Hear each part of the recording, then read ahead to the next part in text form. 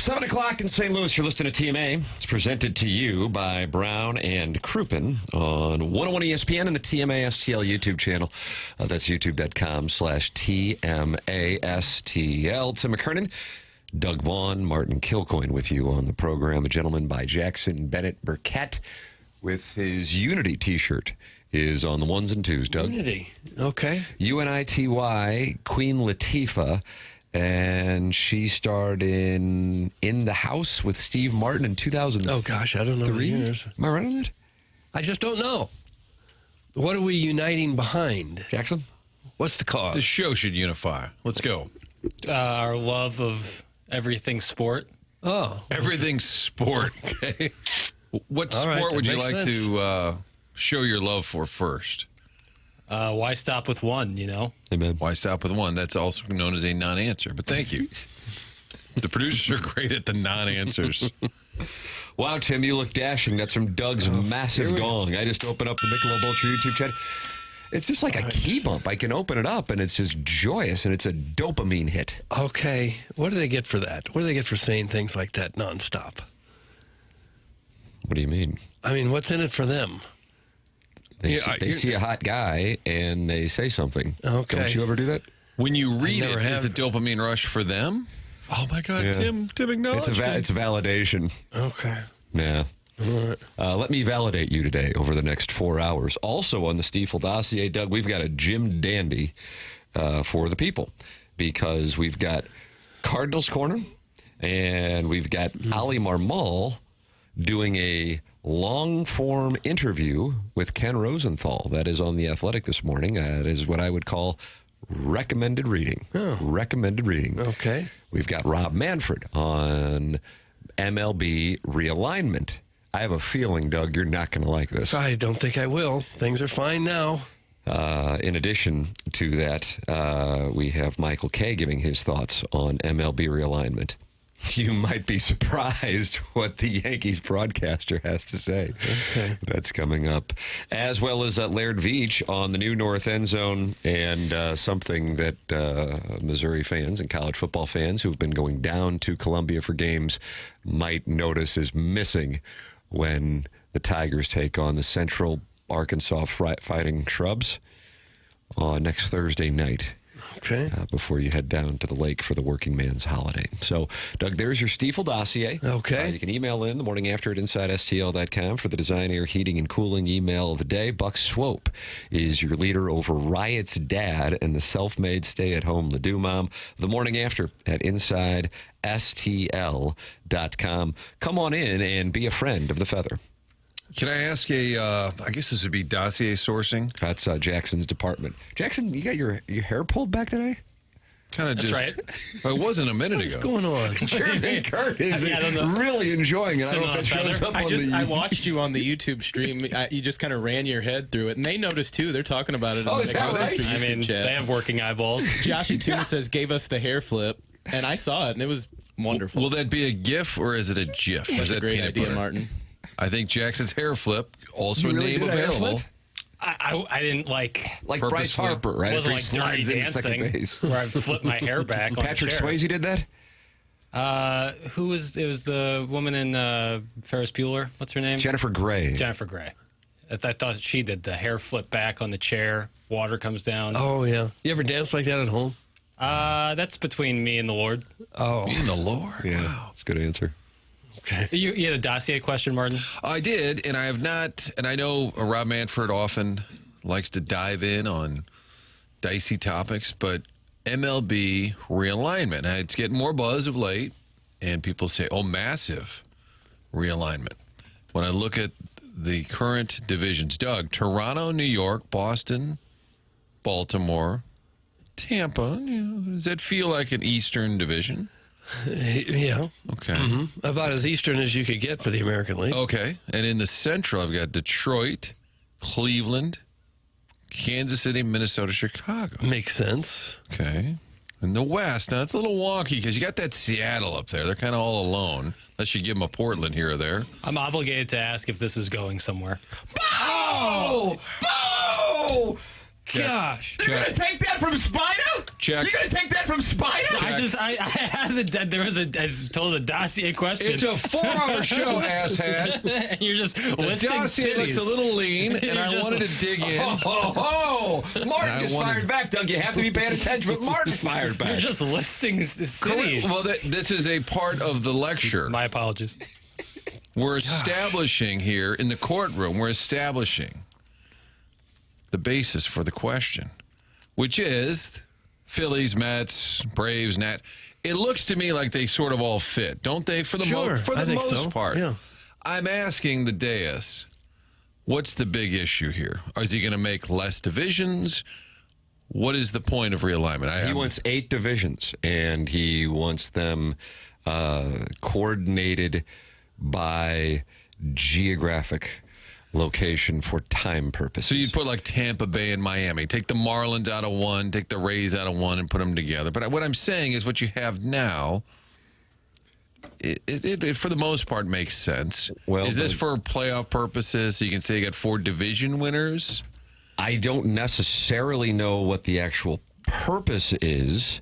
Thank you. But I can tell you this, and this is the part that Doug is not going to like. There is talk of no more American League or National League. Oh, God, no more junior or senior circuits? Why would he do this? Why? Just to stir it up, just to make his mark? Change is not always good. Sometimes change messes things up. It seems absolutely fine just the way it is right now. Thank you, Doug. And Jackaroo, if you're absolutely paying fine. attention with your hair flip, Doug has just made the point I was laying out there for the audience in their car. They're drinking coffee. They're preoccupied. Let's remind them what the divisions look like currently before we take a bomb and drop it on the format. The only possible fly in the ointment could be if you want to expand. And if you do that, now you're going to have an unequal division somewhere unless you expand by 4. I don't think they're ready to do that. No, you're not. It's going to be 32 teams. So this proposal does not involve expanding, or does it? It does. I apologize. I thought Jackson's organic living, breathing dossier, it is mentioned. Well, that's why dossier is sourced, crowdsourced. So where are they going? Nashville and where Nashville, else? Portland? Is that what we're talking here? The favorites Vegas? are Nashville and Salt Lake City, but those Lake have not City. been determined yet. And the reasoning for that is they want to make sure that Tampa stays in Tampa and Las Vegas actually goes to Las Vegas. That is the A's moving from Oakland to Sacramento to Las Vegas. Well, would it just kill everything if you just put Nashville in the National League Central and Salt Lake City in the American League West? He wants 8 4-team divisions. I don't care what he wants. Tim, It's what I want. Tim, are you taking questions? I am, and I want this on the record that Chairman Kurt has sent me a GIF of Jackson hair flipping like he is Bryce Harper sliding into second base, taking off his helmet and reestablishing his decency. Does the majors of leagues of baseball have any other leagues? have any other issues at this present time? No, I think it's great. Okay. So why not dig in on this while you got some free time? The opposite side of change is the golden goose. Not that, Doug. Sometimes, not always. Why is Doug voicing that one? Where's the one I want? The opposite side of change is the golden goose. Doug, Sometimes. did you do the I did not 1380 come the up- woman, no, I was- 590 the man thing? I was That'd be a quoting great the thing to have gentleman. on your legacy. I was quoting the gentleman. There's that. You And also then, probably owe some money somewhere. yeah, for sure. There's also one where Rick Pitino voices Fall Time is Here. What is going on? Has somebody hacked into our drops? I don't know what's going on. But, yeah, like here. I can't find it. Oh. Gosh. Oh, I found it. We're scuffling a little bit, gentlemen. The whole time is you. The whole time is you. It sounds like he's at the bottom of a well. I don't know what happened. Our drops have been corrupted. For the record, we have some new listeners now. Fall Time is Here is former producer Joe, who produced the program from 2004 to 2013. He carves a landing strip, and he did, at the outset of a commercial, Fall Time is Here. And that is a drop on the program, but apparently he stole that from Rick Pitino, head coach up there at St. John's. I guess he did. I'm still thinking about expansion. Now we've thrown Rick Pitino into the mix. Mets broadcaster Howie Rose described the threat of realignment as the American League and National League ceasing to exist as the last move before total destruction of the traditions that made baseball great. Oh, God bless this guy. Let's Howie get him on the Rose, program. Mets broadcaster, chiming in. Yeah, I don't know what the playoff format would look like, Doug, but there would be 8 4-team divisions, and one of the things that was cited, I was listening to Ken Rosenthal talking about this on his podcast en route to the station this morning and reading about it last night, would be that you would have these, you would no longer have, say, like the Red Sox playing the Angels, of course, operating on the premise that the Angels would get to the playoffs, and these awkward times for viewers of the playoffs. So in order to avoid the awkward times, we just blow up the American National League. Couldn't you still have the American National League and have 8 divisions? Well, how important is geospatial divisions to you? We've got a headquarter it's for that here. pretty important, but only if it involves just 1 or 2 teams. I don't care so much. And then the biggest concern, as I look at it, would we lose the Pirates from the Central? Would the Cardinals lose their friends to the East? Well, Jimmy Bowden has put together what he believes the divisions would look like. Doug, are you interested? Let me guess. This is assuming there's no American and National League. He is keeping American and Okay. National League. However, you're now going to have some teams bouncing around. The American League East is whom? New York. Yes. Boston. Yes. Baltimore. Yes. Do it. And Do one it. more. Do it. Toronto. Yes. Okay. The American League West is what? Oh, Seattle. Yes. Angels. Yes. Vegas. Yes. And Salt Lake City. Yes. Okay. Or Portland. The American League North is. Detroit, Yes. Cleveland, Minnesota, Chicago. Yes. Show prep season. Yeah, I've seen the map. The American League South. Oh, here we go. Is Kansas City in the South? Houston, Yes. Tampa. No. TR. Houston, and not far away would be. Tampa would not be in the South. That's right. Well, where are they're moving leagues then? That's right. Okay, just to be with Miami. See, I'm going to try hard not to call you clueless. Okay, sorry, Tony. Never hurts. So that means somebody's moving from the National to the American. That's right. So I'm looking for a team from the South, Atlanta. No. Of course not. They're not in the South or anything. So you've got the forgot what the question is now. Astros, you've got the Rangers. This is the American League South from Jimmy Bowden, the Athletic, this morning, boy.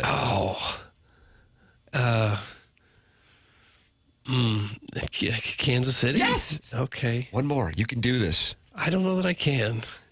I just don't know that I can. You said no to Atlanta. That hurt my feelings. And if the Royals go there, then Brian Kelly needs to take over and say, hi, y'all down there in my family in Kansas City. Hey, welcome to the South. Doug, what is the other Southern I don't know. I would have team? thought Tampa Bay, but Well, they're not. Okay, then I'm out of guesses if it's not Tampa or Atlanta. Again, talking about the same things. Nashville, the No. new team. No. You got to be better than this. Gosh, There you have it.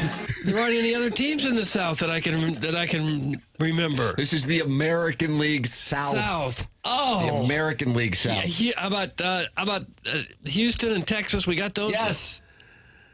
I don't know anymore. You were hot, weren't you? Darn right I was. I'm hot too. Clip that off. Houston, Kansas City, Texas, American League South. You're missing one. Okay, and not You can do Atlanta, it. and not Tampa Bay, and That's not correct. Nashville. That's correct. You can do this. You've been so good already. What am I missing? This city do might it. put the heat up on you. Phoenix? Oh, Arizona? We're losing the Diamondbacks, No. are we? It's not Arizona. Doggone it, I hate this game. Pat Riley. What's the initials Dwayne of the Wade. city? D. D, Detroit. No. No. In the South. D, Dupo. Dupo got a club? Oh, they raised the roof. D. Why am I drawing a complete blank on Think this? maybe. Oh, you said the Heat. I thought you were talking about Miami. I thought it was that stupid. Okay, are the Rockies the team? The Colorado Rockies will be in the American League South. Oh, gosh. Rather than Atlanta, Nashville, or Tampa Bay. That makes sense. It'll be the Colorado Rockies, the Houston Astros, the Kansas City Royals, and the Texas Rangers, Doug. There is your American League Stupid. South. What? Stupid. All right. National League East. You can do this. Gee, many Christmas. Well, this is the senior circuit. Mets. Yes. Nationals. Yes. Phillies. Yes. Who knows from here? Who really knows? How about Pittsburgh? Yes. Oh, okay. This is Great media exhausting. chuckle. This is absolutely exhausting. National League West. Well, you're doing so well.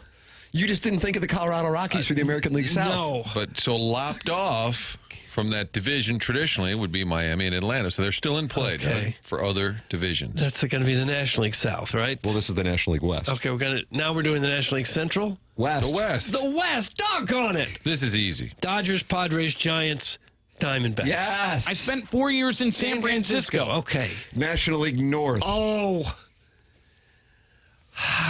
Brewers, Yes. Cubs. Yes. I'm going to Chicago. Stand up. Cardinals. Yes. And we're in the North now. And the Reds. Yes. Now we're in the North. Okay. Son of a sack ass. So looking for a home. Miami, Atlanta. Yep. Was Nashville. Tampa, Yep. Nashville's new. Did Tampa make the Tampa other? switched. They switched. There you go. Welcome to the senior circuit, Tampa. Oh, gosh. That would all be out now. National League records, American League records. Sayonara. Yeah, but think of what it would mean. Yeah, seriously. What would it mean? A few more convenient games on TV, I guess, for teams playing in the same time zone? I guess that's all you're trying to fix, right? I think it's All these keeping chartered up all the flights, wonderful Doug. things that have brought generations together for decades. I think it's really pretty good right now.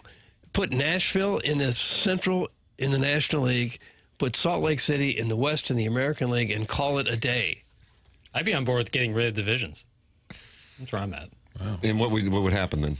Top, I guess with the way they run it, top 6 teams in each league make the playoffs. So you still have the leagues, you don't have the divisions. Yep. Yep. But what about the reward of getting a best of 3 at home after you play 162 games? Exhibit A. Wow. Man, that was like Tom Cruise and Jack Nicholson right there. Yep. Hey, Manfred, why don't you work on this during the lockout when you got a lot of free time? Is that like a tweet come to life? I think I think the biggest concern for Major League Baseball should be this. The Tampa Bay Rays play in a stadium of what, 10 or 15,000, whatever it is. Yeah. They play in that Yankees, and part of it is Tropicana, right? They had a storm and they couldn't fix it, couldn't possibly fix it. It's a stadium that they don't like in Tampa. So that's where the Rays play. The Cardinals are there this weekend. Tim, they won't be playing on Saturday. They're going to play Thursday, Friday, Sunday. So I was doing a little dive yesterday. I'm like, why are they not playing on Saturday? You're playing a game on Thursday instead of Saturday. Aren't the guys doing a team trip to Stream Song? Apparently, from what I could tell, it's because the Tampa Bay Bucks have a preseason game, and parking in the area would be just overrunneth. So the preseason NFL game trumps your MLB game. Worry about that before you try and wedge the Rockies into the South. I'm not sure what else they could do about that, though. Where else would you play? That's a real tough What I'm circumstance saying, situation. you're Major League Baseball, and you're getting dunked on by an NFL preseason game. And they're playing in the minor league stadium. Correct. But that wasn't Major League Baseball's Right, they were fault. displaced. But that stadium, which had the issue, I think, not fixing it, taking time. I think part of it is the stadium issue in Tampa has been a lingering issue. It actually makes me upset when I see the inside of that ballpark. You get like riled up like yesterday's show. So ugly. Doesn't it seem like they possibly could have been able to fix a roof like that in the That's 5 what or I 6 thought. months that they had? But I think there's so much infighting down there about the fate of that stadium that I think it was a debate about how much you put into it. Yeah. And therefore it dragged on, and now it's not going to be ready. Couldn't possibly fix the roof, and therefore they're playing at the Yankees spring training facility, and now you're getting bumped for an NFL preseason game. It's the location of that stadium that's the big thing. That's the killer. Because it's way down in St. Petersburg, and the bulk of the population is in the Tampa area, way north of there, and it takes forever to get there if you live in suburban Tampa. It's like that stadium they built in Atlanta where the fan base couldn't get there. It lasted, 20 years, and they built another one. That's right. That's what they're trying to do down there. But I think the latest plan was to rebuild right where the Tropicana is. I guess land is so expensive there, and there's not that many places to build. What if I told you they could move all the teams to a city in Texas, and they would be based there and then just play their games in the temporary host city. People would love it. That's from Mitch. It matters. It matters. It Cumsteins. Is that a UFL model he's basing this on? Yep. You want to talk about reducing travel costs? Yeah. Headquartered together? Well, you had a couple Might of be something teams. to There's it. more opportunity for the Garrett Hampsons of the world to make a roster. You had 2 more. Yeah.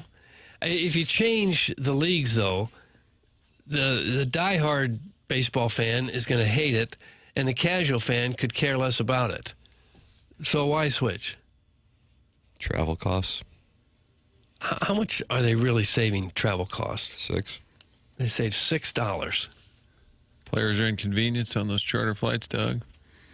Having cocktails, playing cards, landing, It's taking a tough bus life, to the Ritz. I know. rough life. How pissed, though, do you think Alan Craig is?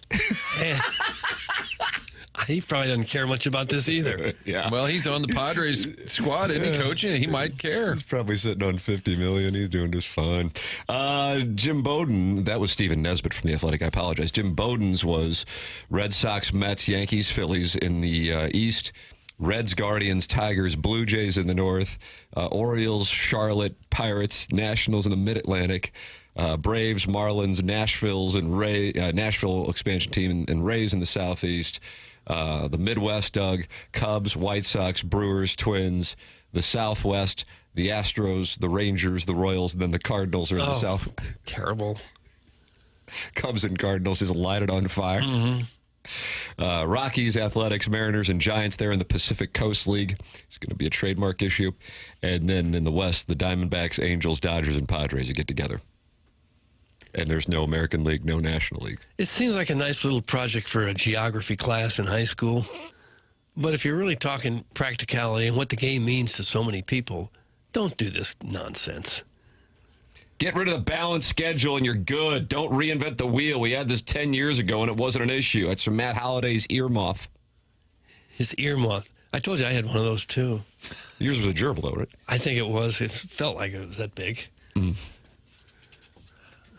Well, I'm again it. I am again it. I'm all for expansion. I'd like to see a team get put in Nashville real quick before the Cardinals have eyes on that city. The way things are going here, not that they'd ever move, but if they were going to, that'd be where you'd want to go, I think. If you're the White Sox or some other team struggling, Nashville looks pretty good right about now to you, I'm sure. Is Tampa ever going to be able to get it right? Is Las Vegas going to embrace the A's? Those are 2 questions that baseball's having to tend to before they expand. And then if those 2 do not, then I think Nashville would be considered target 1 for relocation. Yeah. There was a time where they talked about Montreal getting a team again. Portland and a city in Carolina, North Carolina, talked about whether it be Raleigh or Charlotte. Yeah, that'd be another attractive area. I wouldn't go to Portland. That place is crazy. But the Carolinas and Montreal's a big city. Yeah, I would think those would be Doug, what if they embraced it and called them the Portland protests? And that was sort of a theme there. I don't think so. Doug, change is good. That's from Doug's Fixed Gone. Sometimes it Michelob isn't. Ultra YouTube chat. Change isn't always good. They got a war in the Middle East. That was a change from what it used to be. Is that good? No. St. Louis City is more like a Rust Belt town than a southern town. Get an hour south and it's a totally different story. That's from Joey Vitale's Gooner module. An hour south is Cape Girardeau. It's about the same story, really, just smaller. You So ever I'm played not buying LSU? that either. Rust Belt City, yes. An hour south is different? No. Would a Rascal Flats postgame concert lift the curse if the Cardinals were to move to Nashville? That's from Scott's Wrinkled Nutsack. Couldn't hurt one bit. Then they go to Vancouver. Yep. San Jose. San Jose. Now, which do you think is the pivotal game there? I'm thinking Nashville. Yeah, I think the pivotal game going to be Nashville. Yeah. There you go. A little peek ahead, Doug, to the schedule This is here. a great media in 5 trick years. when you give the guest the answer. Like, do you think this is the biggest game of the year? Yeah, that's probably the biggest game of the year. You feed him the answer in the question. The league that's got a complaint about travel is hockey. where you got to go to Calgary, Edmonton, and Vancouver, and then fly across the country somewhere else, and you get one night there, not 3 or 4. They're the ones that got the rough travel. Again, I'm not sure there's much you can do about it, but if any league should be complaining about the travel, I would think it'd be hockey. Michael, would you say an outstanding job from Luke today? Outstanding job from Luke. That's feeding the answer. That is perfect. So I'm hoping this goes nowhere, this realignment. If St. Louis is such a strong baseball market, why not get a second team here? That's from the amateur proctologist. We had that for a long time. And then Baltimore got us. Yeah, Baltimore snatched them right away from us. And that was because of Stringer Bell? I'm not sure what that means. Idris Elba. The Wire, Doug. The Wire. Yeah. A couple British guys playing some pretty authentic Baltimore folks. So I'm trying to piece this together. Floyd Rayford Stringer was Bell, The traded Wire, for Ken Rosenthal, The Wire. and then traded back. Stringer Bell was played by Idris Elba. He played for the St. Louis Browns? No, he of East London. Why doesn't this make any sense to me at all? Well, then Dominic West, who's also British, played. Okay, stop it. Played Jimmy McNulty, but Bubs called him McNutty. Oh, wasn't it Bill Veck who wanted to move the Browns to Baltimore? McNutty. I think it was Dominic West. The Wire, Doug. The Wire. That Stringer was some Bell. sort of clue for me. And what was the line at the end when they said the kid that went missing? Was it the Michael Wallace? Michael B. Jordan? And but didn't he say like, "Where's so and so?" Who kept Where's saying? Wallace? Where's Wallace? Bodie. Where's Wallace? No, that wasn't Bodie. Was that D'Angelo Barksdale? Yeah, that was D'Angelo. Doug, that was D'Angelo Barksdale who was traded for Tito Landrum. Now make the connection for me to the St. Louis Browns. And then Baltimore when took the team. The Orioles lost a playoff game, and Buck What does that mean? Showalter didn't use Zach Britton. Everybody in correct. Baltimore kept tweeting out, "Where's Wallace? Yeah. Where's Wallace?" Where's Wallace? Doug, why don't you sit down and I'm watch sorry, I The didn't Wire? see your little TV show. Wow. In this show, the Browns moved to Baltimore? This is season 7. So they could pedal Yeah. from the streets at a young age. I can't get a straight answer. In the movie or the TV show The Wire, the St. Louis Browns moved to Baltimore? Correct. And they got hooked on the They smack. Okay. Season 2, people like make fun of season 2 as like not as good because it was the season the Browns moved to Baltimore. Is that why? Yeah. But it was all based on a real story by that newspaper writer, so there you have it. I know. Yeah. It's rooted in truth. Okay. Then they set up a little drug city. Gotta Just do have some show drugs. prep. man. Amsterdam. Gotta do I some guess show I prep should. on this thing. Well, the Browns moved to Baltimore and then became really good in the 60s and 70s. Really good. Season 2 of The Wire. We missed out on all that. It could have happened here. You can text in. Air Comfort Service sponsors that text inbox. 314-399-9646. Call in. Talk it over with Chairman Kurt on the Callier and Thompson phone lines. 314-974-0101. And you are also welcome to participate on YouTube. You got youtube.com/TMASTL. Open up your YouTube app. Just type TMASTL in there. And the next thing you know, you're watching 4 hot guys talk to each other about Stringer Bell moving the St. Louis Browns to Baltimore. And then you can talk it over with Jeremy Hodge and Lex Luthor and Professor Roy Hinckley and Too Fat to Kayak and Big Blonde Dan and John Scores and Darth 007. That's the Michelob Ultra YouTube chat on TMA. James Carlton is my insurance agent, and he has been now for a number of years. Matter of fact, it's 6.5 years now, and I can't say enough about my experience with James, how much money he has saved my family, how much money he has saved TMA listeners over the years. 425 5-star reviews for James and his team. They are located in Webster Groves. They're online at carltoninsurance.net. I'm going to ask you a question. It's rhetorical. Has your insurance gone up year over year? There is a good chance the answer is yes. There is a better chance that James and his team can save you money. So for investing approximately 120 seconds, you could save thousands of dollars. The 120-second investment is 314-961-4800. The thousands of dollars is the money that James and his team could save you. It's carltoninsurance.net, or go online or call 314-961-4800. If your insurance costs a leg and an arm, call James Carlton, State Farm. The program is called TMA. Cardinal manager Oli Marmol with a long-form interview with Ken Rosenthal. Details of that coming up next here on TMA, presented by Brown and Crouppen on 101 ESPN.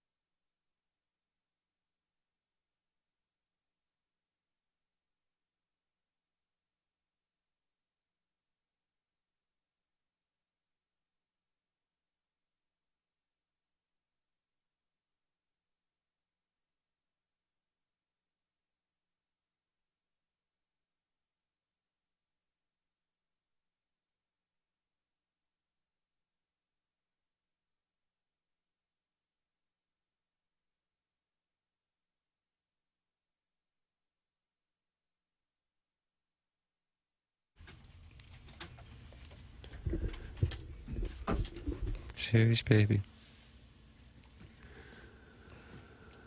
Baby.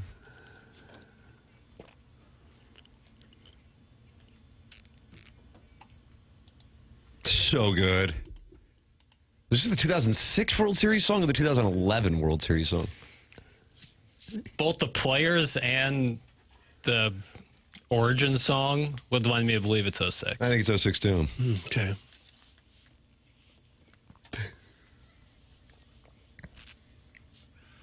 Confirmed. What was big at Shea that year was the everybody clap your hands. Still gets played at a lot of stadiums. Season 3 is the best, especially when George Sisler emerges as a leading gang enforcer that's from a Newt Bowl eligible. He had a huge year for the Rams. What did he have, like 250 hits one year? Well, he had a great season 3 on The Wire, but George he got Sisler. sideways with Avon Barksdale. Am I right on that? Wood Harris. George Sisler lived across the street from one of my friends in high school as an old man. Oh, so he lived down there in the pits? No, he lived in De Pere. Towers. Lived in De Pere. And my friend said, that guy was supposedly a great baseball player. This old man could barely walk. I say, yeah, right. And I looked him up and said, oh, my God. George Sisler, and then he moved to Fells Point. And then he crossed paths with Wallace. Had to watch out for Omar. I didn't see this TV show you're talking about. Well, you got to do some I show got to prep. start doing more show prep. I got to watch more TV shows. You hear Martin right there? Farmer in the Dell was coming to get you, Doug. Okay. Baseball bat. And it involved Jump off the George roof, don't Sisler? care. Correct. And Floyd Rayford, Trigger Bear. Oh, no, he Shock. did not live anywhere that I knew about. D'Angelo Barksdale. Okay. You can text in on The Wire and its impact on the St. Louis Browns. 314-399-9646. Air Comfort Service text inbox. Then you got that Michelob Ultra YouTube chat where Lex Luthor just said Angel Reese has more Instagram followers than Caitlin Clark. So if you want to get in on that discussion. Okay. Why would that interest me? It's Is either that a more show prep thing? It's again? either you get involved with that or you start watching The Wire right now. Every time I go on the Poplar Street Bridge, Doug, you call it the Bernard F. Dickman Bridge there, going into Illinois, you look to your right before you hit the river, and there's all kinds of empty buildings, a lot of graffiti, and I said, man, it looks like they could have filmed The Wire right there. And that's the area they have proposed. Shoto South, I think they're going to... Shoto South, that's right. They're going to make a huge development, but that feels like it's been on hold for a while. Oh, yeah, they proposed that years ago. Okay. Waiting and waiting. It looks cool. I love the renderings. Yeah. But if not, maybe St. Louis can have their version of The Wire. That'd be fun. It looks to be the perfect backdrop. And that would be burned out old warehouses that haven't been in business so we're right there 70 with years. we're right there with Baltimore, Doug. I don't Okay. know why they took our team because we could also do The Wire. Yeah. See? Oli Marmol did an interview with Ken Rosenthal for The Athletic. Recommended reading in the Athletic app and at theathletic.com. Lot in there regarding the Cardinal manager.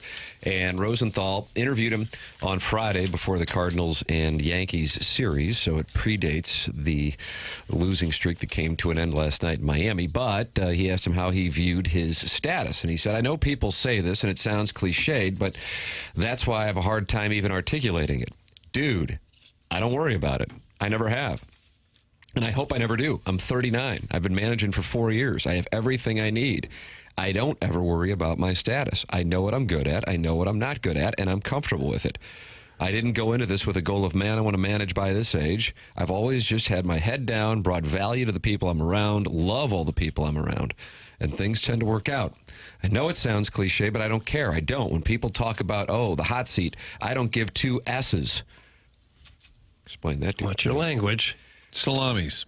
Okay. I really mean that. And the people who are around me enough come to realize that's as genuine as I can put it. I've been around people where this clearly defines them. And I think that's such a bad place to be. I hope my head never gets there, because then I think you end up doing what's right. Rather than covering your ass, you say what needs to be said. You do what needs to be done. And you don't think of how this impacts me moving forward as much as, is this the right thing? And I hope I always operate that way. Have I made mistakes along the way? Absolutely. Would I redo some things? Absolutely.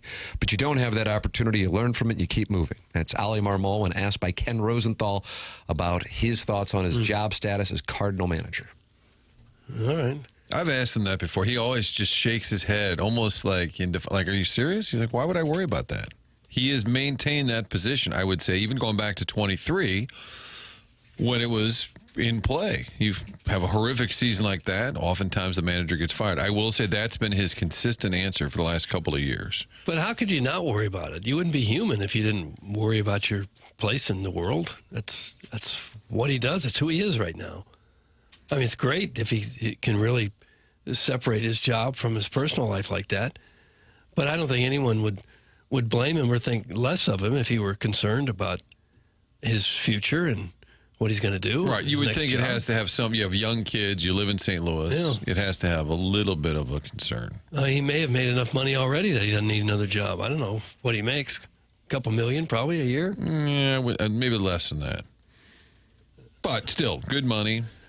For the last few years, I think he feels like he'll end up in baseball somewhere if it doesn't work out here. By now, he probably knows everyone in the game. Yeah, I'd say next year, if they did make a move, then they owe him, $900,000 next year? Just here's a check. Doug, I just typed in how much does Oli Marmol make? And AI says Oli Marmol's salary as the Cardinal manager is not publicly available. However, ZipRecruiter says the average annual salary for a St. Louis Cardinal manager is around $44,855. You can't trust his AI. You can't do it. I like the idea, though, of the Cardinal managing job being put on ZipRecruiter. You think they'd get many resumes? Next door, yeah. We're looking for the best candidates. Yeah. You send in a resume and cover letter. Next thing you know, you might be wearing a Cardinal uniform in the dugout. Doug, the 75th percentile earns $61,000 annually, while the top earners can make up to $94,000 per year. And you typed in Major League Manager. I typed in how much does Oli Marmol make? Okay. And ZipRecruiter's saying that it's $44,855. Okay. I have no specific knowledge. I'd say it's around $900,000, but I don't know that for a fact. Yeah, I would think so. Well, ZipRecruiter would tell you otherwise. Okay. So I like when they do an hourly. What does Tom Cruise make? Typically about $42 per hour. Okay. Thanks for the help. I often look for the soft touch of a carpool mommy with monogram Tervis tumbler. Thank you. That's from the self-made stay-at-home Ledoux mom. I didn't know she had children in the carpool lane. That's interesting. He might not, which makes it especially creepy. Didn't he win money from you? That's correct. And you had to send the money. $50 via Venmo, Martin. And it was sent to what lady's name? It was sent to a guy, but that's because she said she didn't have her Venmo set up. Sure. Mm-hmm. Yeah. Mm-hmm. And now he's just hanging out around carpool lanes at grade schools? And looking for the soft touch of a carpool mom with a Tervis tumbler. You get arrested for that, right? I think if it's sapphic, it's not. Jackson, is that correct? What's a Tervis tumbler? What's a Tervis tumbler? Yeah. Not dissimilar to the cup I'm holding in my hand. Look at this guy on YouTube. You get to see papers. It's like a tumbler, just a basic tumbler, but I guess Tervis would make it. And how about a Stanley? Is that just different than just Tervis? A taller one? Just brands. These are just brands. Okay. They're all kind of the same thing. If you drop it on the ground, it makes a noise so loud that it'll startle everyone in a 15-foot radius of you. Tim, you asked what a Tervis tumbler is? Yes. It's a tumbler made by Tervis. How about that, Doug? Now you got your answer. You drop one of those. comes through again. I dropped one of my big water bottle at the airport, and I thought security was going to come and rush me. It's so loud. It is amazing how they can keep your drink cold, even if it sits in the car for an hour or so. Yeah, modern science is really special. How about that take? It is special. Well, all right, then. Let me ask the plowmaster this. I think he was being a little derisive there. Exactly. He heard a take while on hold that he didn't necessarily think lined up with the facts, and he wanted to come at the Plowhawk. Doug, you come at the Plowhawk, you best not miss. No. He's a bad man. I might have booked Joe on a news talk show at one point, and it wasn't necessarily my show, and then Joe texted after, don't ever put me on that clown show again. Wasn't ours. Duly noted. No. Joe didn't suffer fools. Don't ever put me on that clown show again. Yes. Clip that off. Me is girl. That's from the self-made stay-at-home Ledoux mom. So I think that probably answers any questions you guys might have about it. Just send in a cheek sample and we'll run it through labs. Jackson just had did a double take, a Chevy Chase spit So take. he's Like referencing a a swab. I thought you meant like send a piece of, Human flesh. What? Well, I don't know. It's scraping inside part of your cheek. Rich white women. It was an odd way of stating it by Doug, and then Jackson gave it a swift reaction. My apologies. Also in the interview with Oli Marmol that was conducted by Ken Rosenthal, which again you can read on the Athletic app or at theathletic.com. You mentioned Albert and Yachty, Rosenthal says. Those two want to manage. I'm sure they would love to manage this team. How do you deal with that? I know Yachty was just here. He said, I'm not sure how this will be perceived, but my faith is very important to me. If I am supposed to have this seat, then I will have it. And if I'm not supposed to have it, then there's not a person in the world that can keep me here. So I don't spend any time thinking about what if. It doesn't matter. It just doesn't. For me to sit here and think I know what's best for my next 10 years would be very naive. I show up. I make sure my staff knows I have their back and our players know I have theirs. We go at this together. And then I do it the next day and the next day. And at some point, if someone doesn't want me to continue to do it, it will be just fine. I love Albert Pujols. I talk to him often. I love Yachty.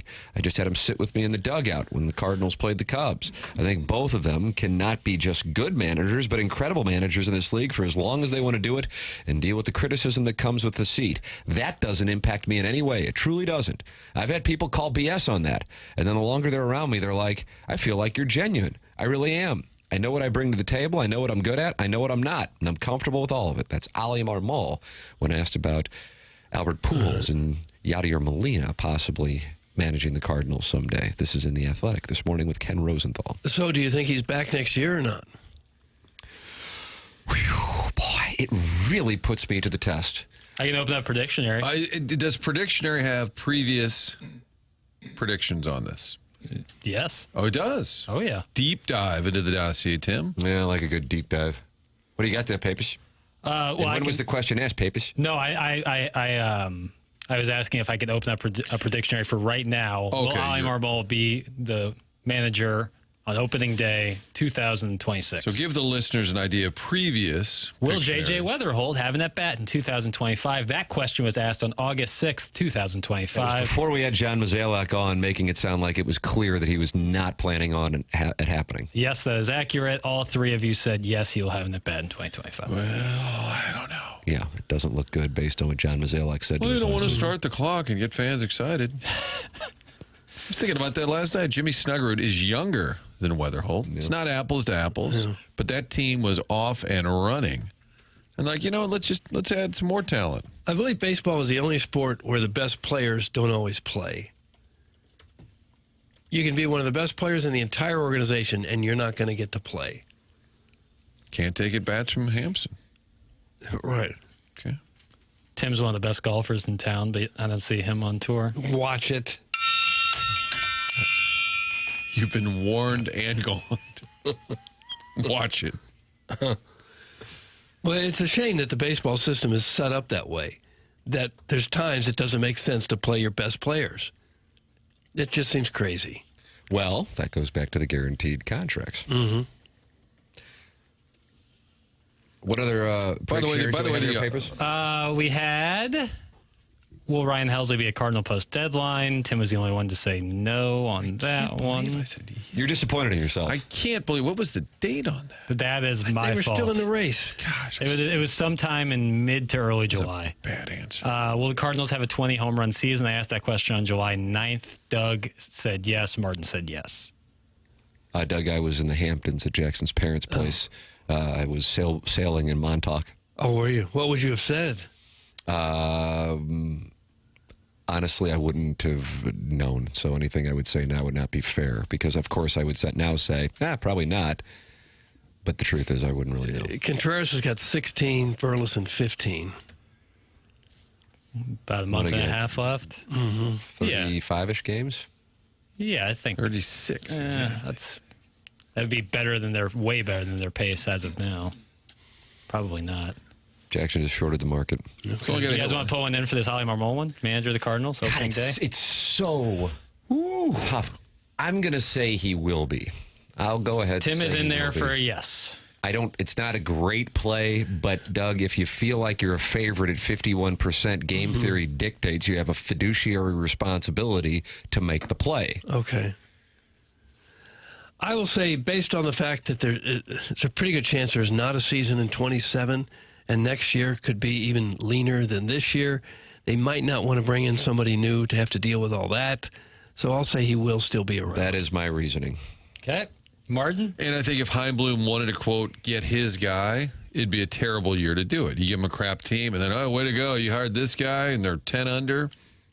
Similar thought there, where I think you just buy another year. You also have the DeWitts, who really like Marmol, who I think, even though it's, quote, Heim's call, I think they're going to have a lot of influence, and they like him.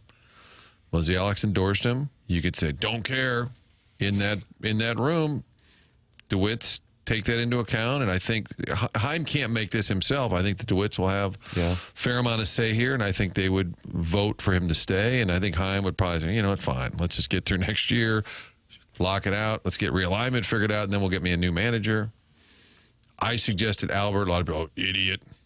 Dumb idea. On that one. Ollie seemed to think that it's okay. I was with you on that one. So you're on yes. I'm going to go yes. All right, all three of you are on yes. It's dangerous. It's dangerous. It's like on College Game Day. How about you, Jackson? What do you got? What do you got? Say something. Yes. Just focus on the Knicks. Oh, that's no good. Yes. And the Knicks won't be as successful this year. Wow. Put that The one in there, Knicks too. won't be. Yep. Even though the East is ripe for the taking. Man, we just got an Eastern Conference preview. NBA grooming. Well, Tatum's down. Halliburton's down. You think Cleveland doesn't scare me? Does Cleveland scare you, Doug? I don't. A little bit. I don't wake up in a night sweat because of Donovan Mitchell or Evan Mobley. Doesn't give you the night sweats. This is Quinn's year. With Atlanta? I don't know. So the Celtics are going to have a bad year? No Tatum. Got rid of Kristaps Porzingis. He's not out for the year yet, though, is he? It's an Achilles injury. I know, but I haven't said yet. Well, Buck Swope is going to have a great year. He does every year, and he wins the Design Air Heating and Cooling email of the day quite often. He's the leader in the month of August. If you want to compete with him, do so by emailing the morning after at InsideSTL.com for the Design Air Heating and Cooling email of the day. Doug, have you taken a look at this forecast?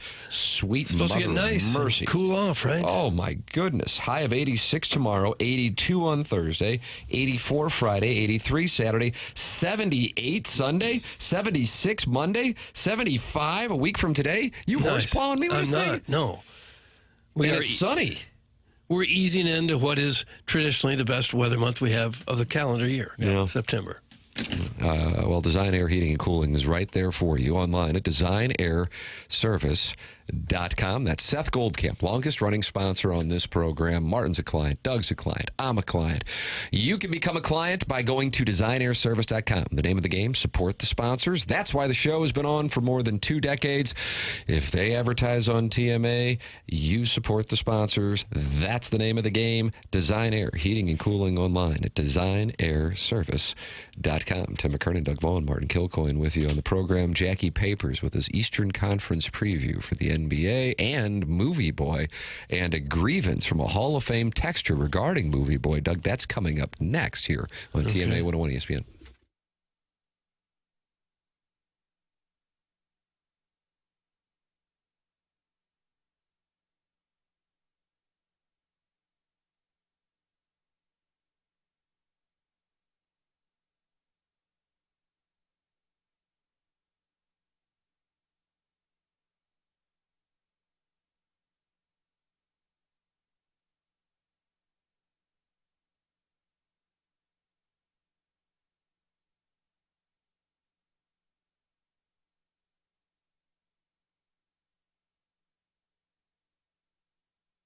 Little to no money down, best rates available, all of that at autoloanpro.com. So if you're in the market for a new vehicle, doesn't matter your situation, your circumstances, they're going to get you into that new vehicle, lowest rates possible, less money than you thought you'd have to spend. You can do it at autoloanpro.com. Great website with that free playbook as well. So you get the car, and also by studying and downloading the playbook, you'll get your life and your credit back on track. Anyone can sell you a car. It takes pro to do it right. It's a large purchase that can get a little complicated. Make sure you're with the Auto Loan Pro, getting you back on track.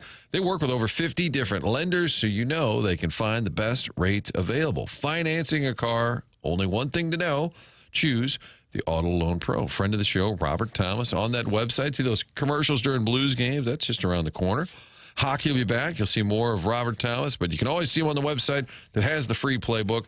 Check out the site, pick out a car, get back rolling again. It's autoloanpro.com.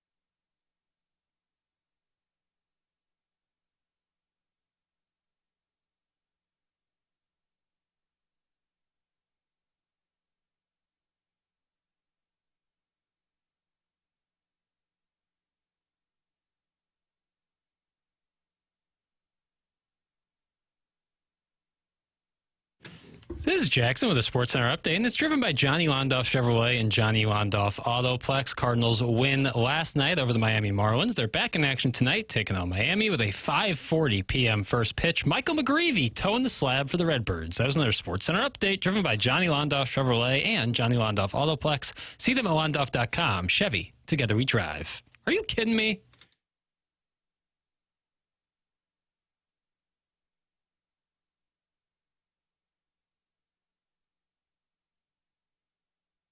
Is my mic on? Is my nurse with me? I barely hear it. Jackson's talking back to Martin and can't even get the damn mics on. Jackson, did you love Full House? Yes. Who was your favorite character? My favorite? Kimmy Gibbler. And there's a Kimmy Gibbler shrub removal company? Yeah. You ever hire her? Kimmy Gibbler shrub I have removal? not. No. It's tough not to say, Uncle Jesse. Because he's hot. He's the reason for the song today. It's his 63rd birthday. John Stamos, 63 bills. Can you imagine him running through Napoli?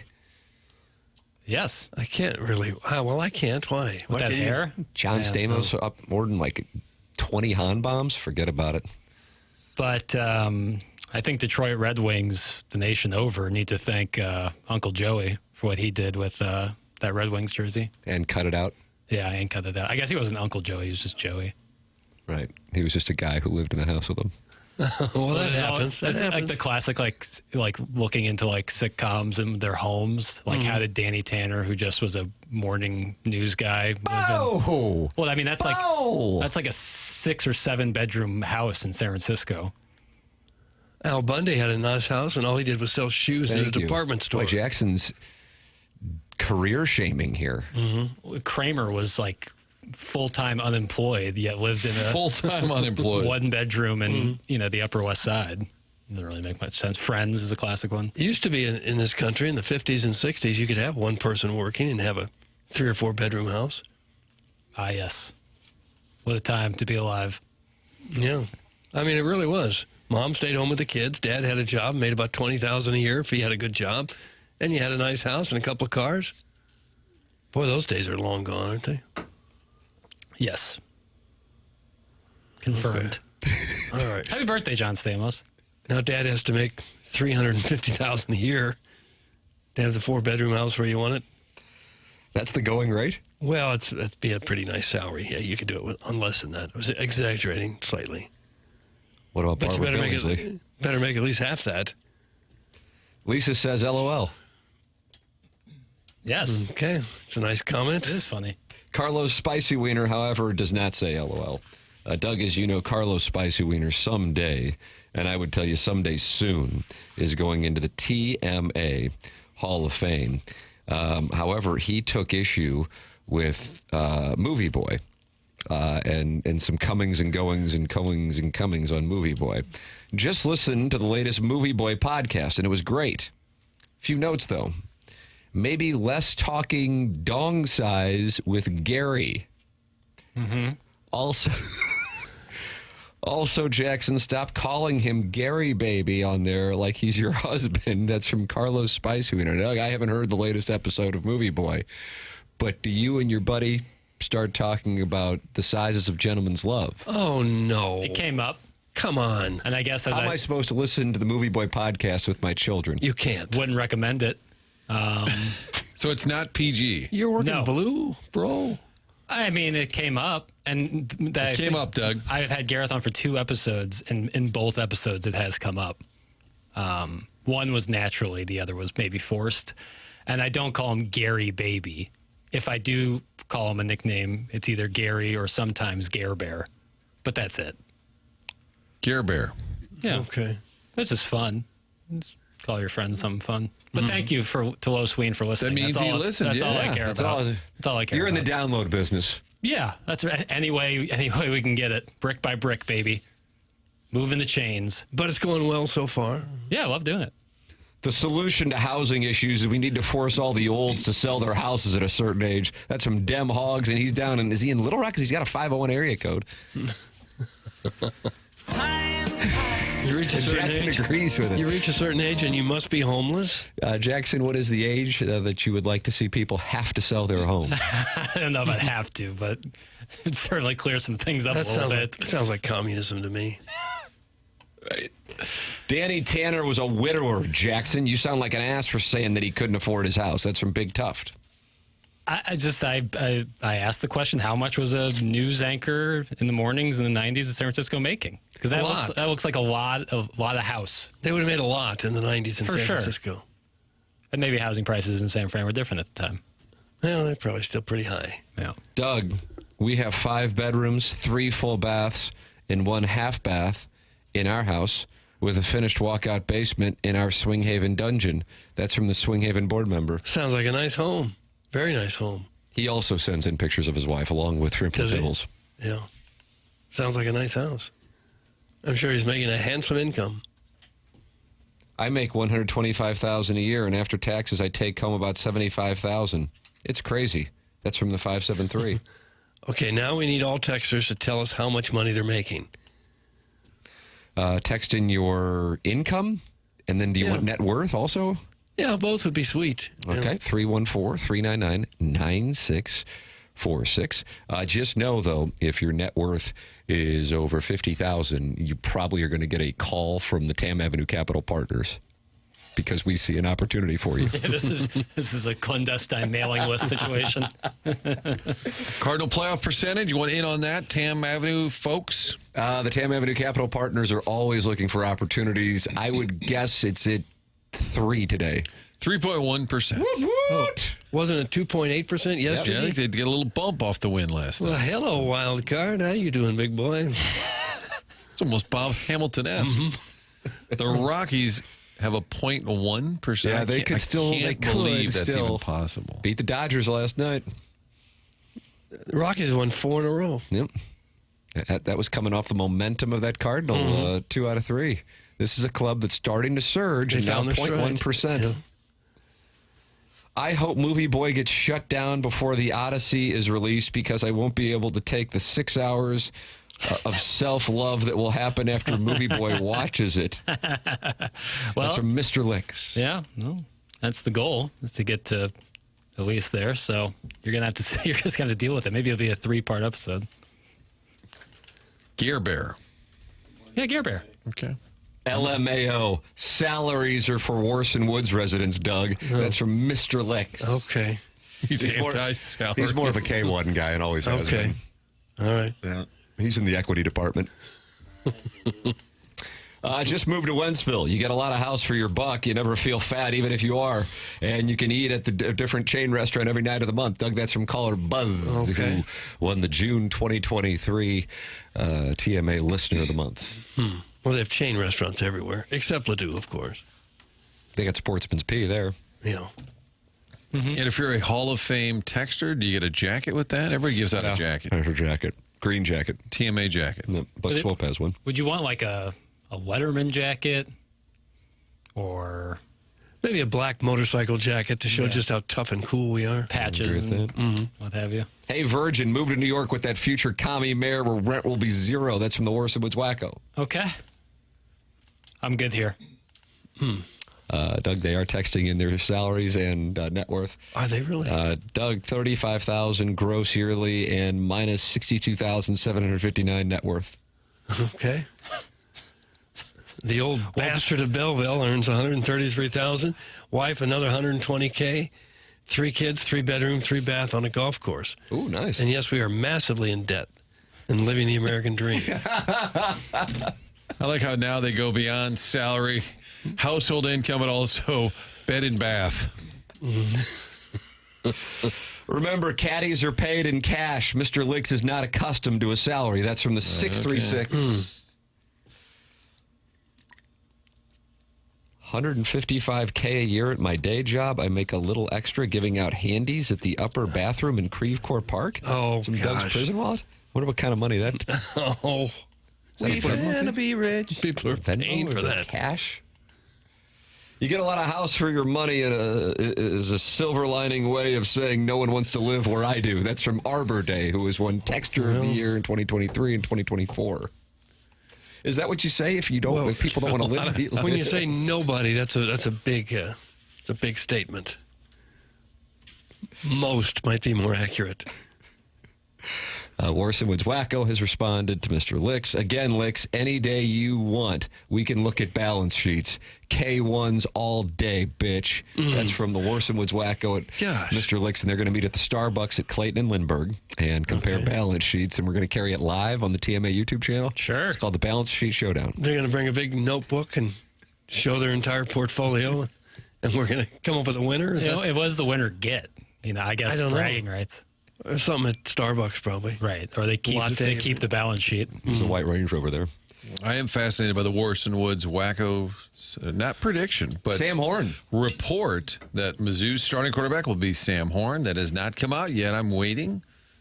A lot of teams, Ohio State yesterday, it's kind of the season to announce starting quarterbacks. Now that camps are sort of closing and they're locking in on week 1 preparations. Notre Dame still hasn't announced one, have they? I don't think so. Yeah. But Warson Woods Wacko, you, my friend, are on the clock. But I'm excited. I hope Gabe gives him credit. Yeah. I'll be monitoring the Colonel for that. I'll hold him accountable on Kansas the social City media. Star, Joplin, Rolla. But if they tip that cap, if they both play an equal amount against Central Arkansas, will we know? Well, I think that's what's going to happen. Maybe he won't announce it. Well, we're still working on some things. I think whoever starts the Kansas game is likely going to be the starting quarterback. I would agree with that. But then what if they lose to Rock Chalk? Rock Chalk. I don't think you, unless what if you hear that at Faroe Field on September 6th at about 6 p.m. Oh, they're waving the weed in Columbia while Jackson sits in a church in Chicago. Well, that'll be the first time they see a football game in a while. Oh! Yeah. Well, if whoever wins the starting job, if they're just horrible against Kansas, I don't think they would switch after one game, would they? He'd have to really be horrendous. You couldn't blame him like that. You couldn't say, well, you won the tryout, and oops, you had a bad game, so you're done. Let's say it's Bo Prabula, even though I think it's Sam Horn, because the Warson Woods Wacko's reporting it, and when has he ever been wrong? Yeah. But let's say it's Bo Prabula. Missouri loses 21-20 to Rock Chalk, and he has 3 picks. And now you got a chance to get Sam Horn in there against that Louisiana bunch before Lenore Sellers comes to Columbia. How do you do? Well, I'm fine. I just don't think I can recall a time when a coach yanked a starting quarterback after one bad game. I'll take you down to Texas A&M and Mike Elko, College Station last year, Jackson. Oh, yeah. Yeah, I forgot. I can't even remember. Was it Walden? Sounds right. Jordan Walden balloon party. Hey, but then he came back Walden? later in the year, right? I don't know. Marcel Reed, brother. Marcel Reed. Yep. I think Drinkwitz is going to keep it fluid. Sorry, I had that one. I think he's going to give himself a little leeway. I feel like he doesn't want to get boxed into a corner. Even when he early on said it's an open competition, when everybody assumed it was Bo Prabula, I think he's going to kind of give himself some wiggle room throughout. Yeah, I could see that. I'm currently at the Ladue Starbucks. If anyone wants to share a latte and your husband, that's from the self-made stay-at-home Ladue mom. So that's where she is if you want to meet her. Guess she's there for the balance sheet showdown. She did really well in the divorce. She is a steel worker in Granite City, okay? She's not a self-made stay-at-home Ladue mama. The stay-at-home part seems plausible with all the texts that come in. Hey, Wacko, you probably drive an Escalade, which just tells everyone you peaked in 2004. Balance sheet showdown any day, any time. Give me a week, though, because I need to give the accountants a heads up. That's from Mr. Licks. An Escalade? Get paid in the Escalade. Escalade is now a bad thing? It shows that you peaked in 2004, according to Mr. Licks. I know a guy who just bought a new Escalade. It cost him like $150,000. Oh, ROI. 150.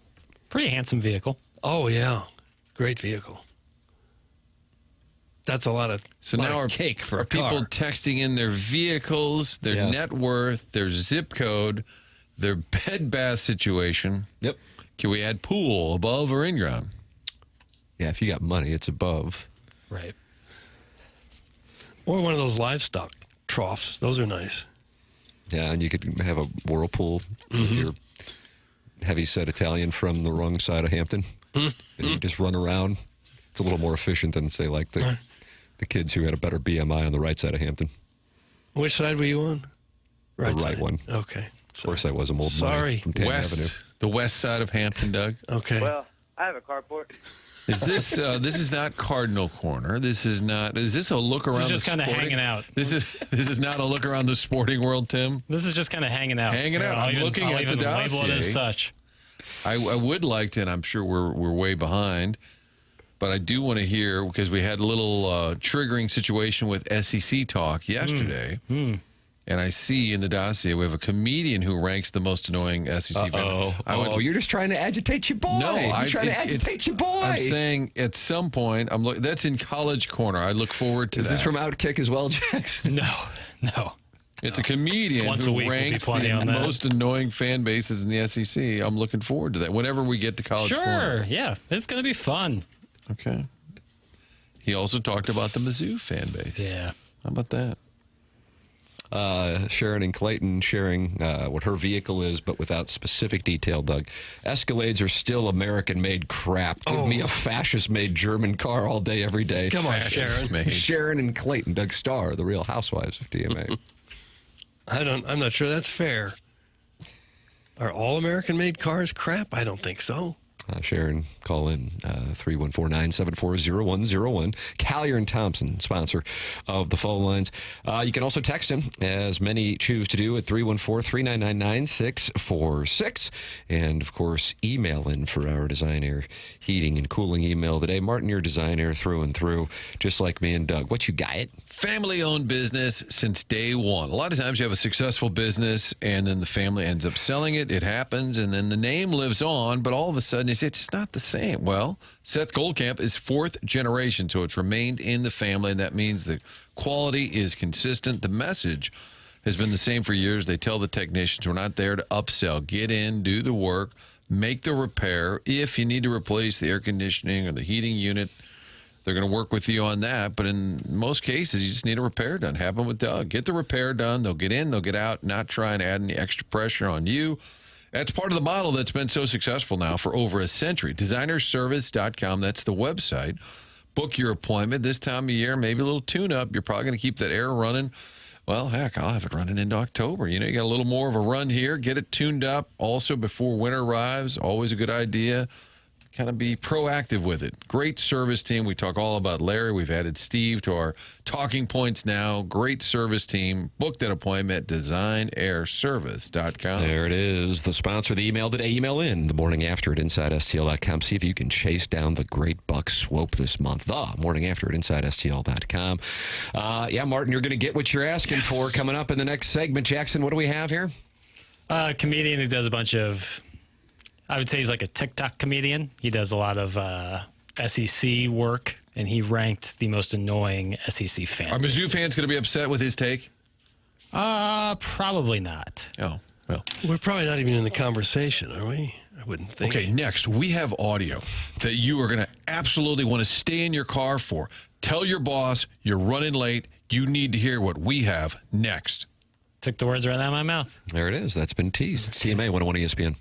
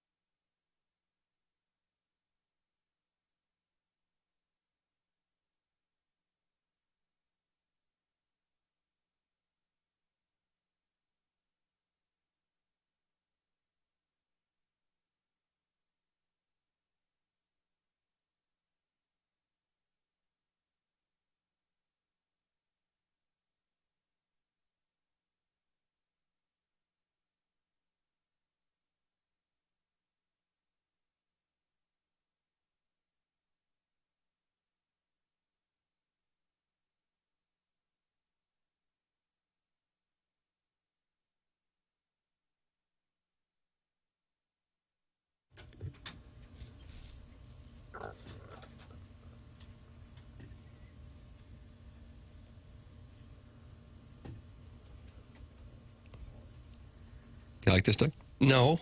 What is this? 2 Live Crew. Luther Campbell, big Miami booster. You ever hang out with him? I know you hung out with Barry Gibb. I didn't. Mike Irvin. Andy Gibb. Robin Maurice. I didn't see them. It was just Andy there in the back. You and him on the boat? Fishing. He never spoke to me, no. I just saw him, that's all. And it was you and him and Earl Weaver on a boat, and it was just him and Earl talking? Pretty much. Who was at the U? Was it Schnellenberger or Jimmy Johnson? Both when I was there. How about that? What was the atmosphere like at the U? Oh, it was wild. It was wild. They were like the biggest thing going in college football back then. And now it's Columbia, Missouri, brother. I would say it is, yeah. Nice, thank you. And that is why Jackson has this audio. What do we have here, Papers? In the Fisher Window and Door Store, 8 o'clock hour on the morning after. Presented to you by Brown and Crouppen, 101 ESPN, and the TMA STL YouTube channel. Reset season. So this is Matt Mitchell. He does a lot of kind of SEC comedy work. If you've ever been on YouTube. And You've ever been on YouTube? You ever been? I have, yeah. Nice. You'll see sometimes SEC Roll Call. He does a video series called SEC Roll Call every week after college football weeks, and quite funny. And he ranked the most annoying fan bases. These are the top 3. And in third place is Tennessee. Tennessee fans are what happens when you give babies Mountain Dew. The energy that these people can channel once a single thread of that freezer-burned creamsicle orange hits their body should be studied. You better not say one bad thing about Rocky Top. Tennessee fans are born ready to defend old Rocky Top, and you better not even think about telling them that their traditions are not that impressive. Want to see how far I can throw this trash on the field? No, we don't. We're going to checkerboard your whole stadium. Cool. Which brings us to the second most annoying fan base in the SEC and the most recent to throw trash on their own field, Texas. Texas fans will be simultaneously upset that I call them annoying and that they're not ranked number 1 in something. Texas came into this conference with a reputation. They demand the reverence of Notre Dame, the press coverage of Alabama, and the dominance of a Michigan team that already knows the play you're about to run. When the conferences started signing TV agreements to make their own networks, Texas made their own, even though the programming was sometimes just a live stream of a Longhorn. So yeah, they just put a screensaver on TV. But that wasn't a mistake. Texas fans would rather watch cattle graze than spend a second of their time watching 2 inferior programs battle it out for the right to still not be Texas. And finally, the most annoying fan base in the SEC belongs to Alabama. If it wasn't bad enough watching your team repeatedly lose to Alabama, the fans made it so much worse by complaining that they weren't beating you by enough. Alabama fans love to pull out their favorite post-loss line. When you beat Alabama, that becomes one of the biggest wins in your program's history. But when Bama beats you, that's just another Saturday. That's a cold line, I'm not gonna lie. Oh, gosh. There you go. I thought Florida might get in there with all the fans doing the Gator chomp. That was dumb. Thanks. You bet. Tennessee third. Most were guessing higher. I guess when you... Jackson, you would rank them 1, wouldn't you? Yes, for sure. But Texas is way up there. I've grown a strong distaste for Texas. But you love their uniforms. I do like their uniforms. Oh, they're terrible uniforms. I think they do burnt orange a lot better than Tennessee does it. And Alabama's like in a different stratosphere, so it's tough. Tennessee, now I don't want to get into this uniform thing, but burnt orange, and now you got Tennessee. That's more of like a sherbet or a creamsicle orange, isn't it? Yeah, you're probably right. Okay. It's in the burnt orange family. Burnt orange family. This same fella who just rolled those off also had a Mizzou take. Yeah, it's a lot quicker. Coming in at number 15, 15. Missouri. Now, when you're constantly having to defend your right to simply exist in this conference, it's hard to be on the offensive. In a lot of ways, Missouri is the Iggy Azalea of the SEC. They don't really sound like the rest of us, and nobody's really thought about them since 2014. And yes, I have gotten some colorful hate mail from Missouri fans, but when you consider the things that I have said about them, you would understand why both their fans get so mad. Oh, Doug. Gosh, this son of a... He got him. He got him good. He said they don't sound like us? We don't have a southern drawl? Brian Kelly. Okay. How many of the schools really have a southern drawl? I guess half? I'm going to take the over on half and feel real good about it. I don't know. I'd say the only ones that wouldn't would be Missouri, Oklahoma, Texas, A&M. Vanderbilt? depends on Vanderbilt has a. I think that's a lot of outstate friends coming. Yeah, Nashville certainly does, but maybe not the Vanderbilt student body. I didn't laugh once at that guy. That's Okay. That's the salty bald dad from Caseyville. Not for this guy's everybody. a comedian. Yikes papers. Next. I'd flip Tennessee and Bama. Saban truly broke Bama fans' brains, though. The difference is in a UGA fan and a Bama fan is once Kirby moves on, we know we're right back in the mud. Bama fans forgot how bad it was before Saban. That's Allen Dadeville. Doug, you remember the Mike Shula era, the Mike DuBose era. It was rough. Yeah. I covered Mike Shula in high school in Miami. Boy, he was a great high school quarterback. Fantastic. And because his dad was such a big deal, we had to go to almost every game and say, what's Mike Shula doing this week? Was Don Shula the most ornery guy you've ever covered? Oh. Because Earl Weaver you didn't cover. You did an interview with him. You just mean kind of feisty and bark at you if he didn't like the question? Yeah. Probably so. I would think. The answer had to be Mark McGuire in 1998. Oh, I was thinking coaches. Okay. Yeah, anybody. Yeah. If it's anybody, it's Mac. Big Mac, that is. Yeah. Yeah, I guess that's who it would be. Okay. Marshall Faulk wasn't real easy. Take him off the surprise guest. Yeah, Don Shula did he have a steakhouse in St. Louis as yes, well? He did. Very odd location. City Center? I don't know if it's still with us. It's not. It didn't last long at all. It was over in that way towards City Center. There's always a building that's got surrounded by construction fencing that they're in litigation over. Kind of close to the dome, yeah. That's right. That's right. Did you ever dine there? I did not, no. But he even came in town to promote it and do interviews. And Did you catch up and rekindle the friendship? I didn't. You should have gone over and said, do you remember me? Want me to promote your steakhouse, old man? Be nice. I played blackjack at the Encore with some hot guys from Ole Miss. They said Missouri is the most irrelevant school in the SEC. I offered them my wife. That's the recovering alcoholic from Belleville and Webster Groves, Doug. We're the most irrelevant? Even more so than like Hottie Toddies, Mississippi State? Vanderbilt? I don't know.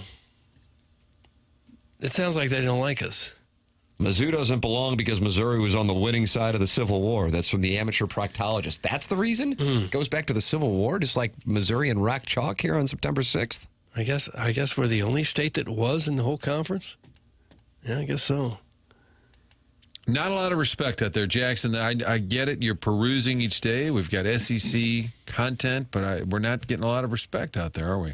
No respect. YouTube chat's already pissing me off. Calm down. I haven't been in there in a while. What's going on? I see 221 hostage negotiator. Rockio's hostage negotiator is causing problems. Yeah. Blocking. Thinks he's slick. What's the issue? You got to tell the people. Well, the dossier is awful. The show never had a problem filling 3 hours before. Blocking. See if you can figure out the difference. You're actually upset by this. Somebody landed a jab. They did. It all goes back to that Lakers shirt last week. If that thing would have been ironed properly, none of this would have happened. I don't even own an iron. You don't own an iron? No. What if you wear a dress shirt or something? You want to I get it dry spruce it up? cleaned. I get dry cleaned. Oh, okay, money bags. Forgot the Ledoux thing. Yeah, same day service. How old should you be when you have an iron? Like you're 21, 22. I should probably have. I have a steamer too. What's the year? You think it's about Well, pushing but I have a 30? steamer. I have a steamer and I dry clean. All right, you got a steamer. Jeez, okay. Yeah, F off YouTube chat. The text line is better. That's from Tim's Toothless Bottom Boy. Now there's a war between the text inbox and the YouTube chat.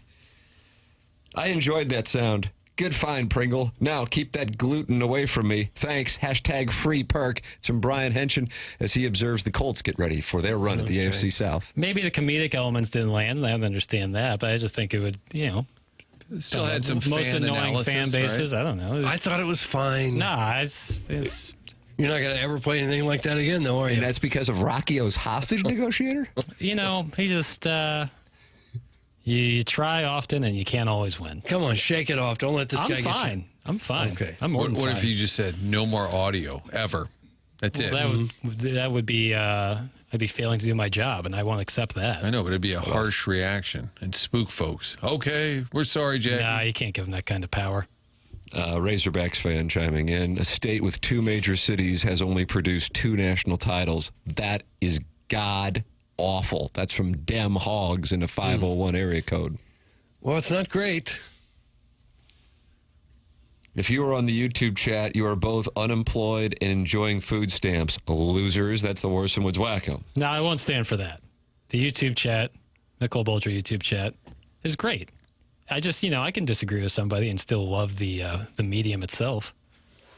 YouTube chat can piss off. Come back after you've been a listener to this show for longer than 8 months. That's from the Veiled Prophet. And now he's long-time listener shaming? That's what it sounds like. Doug, when you do go down to Columbia for Missouri and Central Arkansas next Thursday, you might notice that there isn't a way to watch the game on the north end zone screen because it won't exist. Here is the athletic director, Laird Veach, talking about the changes to the north end zone while the construction goes on. Coming in and... What in the world? If you're coming up to our stadium and you're thinking about the front look of that stadium, that'll be maybe next to the columns, the next sort of most visible call it selfie point that you see on our campus. And I think there's something important about that. There's also going to be a massive club section inside that space that'll seat, I think, around 500 for other special events. And we were up there the other day, and you can actually look back and see Jesse Hall from that space. So just the opportunity for that space to be utilized, not just by us on game days, but by the university and folks in our community throughout the year. There will be no North End video board for this season, right? That's a rumor that I've heard is going around a little bit. That was cost prohibitive, really not a good investment of resources. Oh, no. So no replay board? On the north end zone. The south end zone will still have its screen. So if you're sitting in the south end zone... Yeah, you're going to be in... It's straining your neck.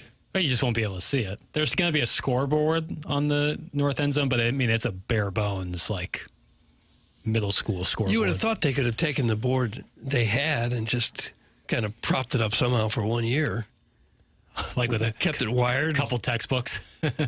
Well, they do have construction techniques to put a scoreboard up. Apparently not, though. I'm sure they would have wanted to if they could. Hey, it's going to look really cool when it's done. I think it will, Hey, Dem Hogs, what the F have the Razorbacks ever done? That's from Doug's prison wallet. Careful. They've won some national titles, unfortunately. Been a bit. It's been some time. But Good at that hoop rock. Well, in 94 they won. If you're talking football, if you're talking basketball, was it Scotty Thurman against Duke? Doug, he had a 3. Scotty Thurman, Corliss Williamson. Yeah. The last football national championship was for the Hogs. 69. 68. Was that with Jared Jones and Jimmy Johnson on the offensive line? Jimmy Johnson. He was a left tackle. They both played there. It was 19 and 64. Is that when they were on the team then? Crowdsourcing. Sorry. Hold on. I think they might have been. That's not going to help me here. No, I'm going to find this out. I'm going to have to sit there and wait. I think I've heard that somewhere along the line. Jerry Jones on the offensive line. Yeah. And Jimmy Johnson on the defensive line. He's a defensive run stuffer. And that team won it all. Yeah. They also have an unclaimed national championship in 1977. I don't know what that means. Is it like unclaimed property? You get a notice from the state? They won the Orange Bowl, and then they were ranked number 3 in the final AP poll, but somehow they're claiming they won the national title. Alabama does a lot of that, too. There's a dispute over how many national championships that Alabama has. If Mizzou beats Alabama, they will make the playoffs. I am calling it. Tim, because you're so perfect and luxurious, please stay at the fancy Broadway Hotel in Como that weekend so you can mess with those Tide fans. That's from Hooterville Regional's chief berating officer. I still have that 2 nights a hotel for the Alabama weekend if anybody wants it. You got to unload that. But did I hear that Lambert Airport now has a chief berating officer? Yeah, it's called Hooterville Regional's chief berating officer, the CBO. All right. I know I really got blistered last time I was there. What kind of onboarding do they have at the airport? All right, today we learn how to yell at our out-of-town guests, and you better give it to them good. We'll start with the parking lanes. As someone who spent time banging in Little Rock during the Petrino riding a motorcycle bike days, I feel safe saying Arkansas fans are in a perpetual state of disappointment. That's from Carlos Spicy Wiener. Well, it's tough to compete against schools like Florida and Texas, the big boys, long-time traditional powers. It's hard. What record would get Drinkwitz fired this year? That's from the 314. I think have to like really 0-12. Yeah, I even think if he goes winless in the SEC, he still keeps the seat. So, yeah, three, maybe 4 wins. I think he'd hang on to it with that. Yeah, for sure. I'd say there's close to no scenario where he'd get fired. Would agree. After this season. Was that a serious question, or was there somebody that just hopes he gets fired? I have no idea on that one. It's a fair question, though. I was surprised to see it. Power Mizzou is must-see content right now. The Colonel is ready to jump off the column. Season can't come soon enough. Maybe we need to get him on for an emergency interview. Jump off the column. I wonder what the hell. I'll have to go over to Power Mizzou and see what the hell they're upset about. The program's TMA. It is on 101 ESPN and the TMA STL YouTube channel. Jackson sideways with Rocchio's hostage negotiators. That Water under the bridge. You've moved on. Yep.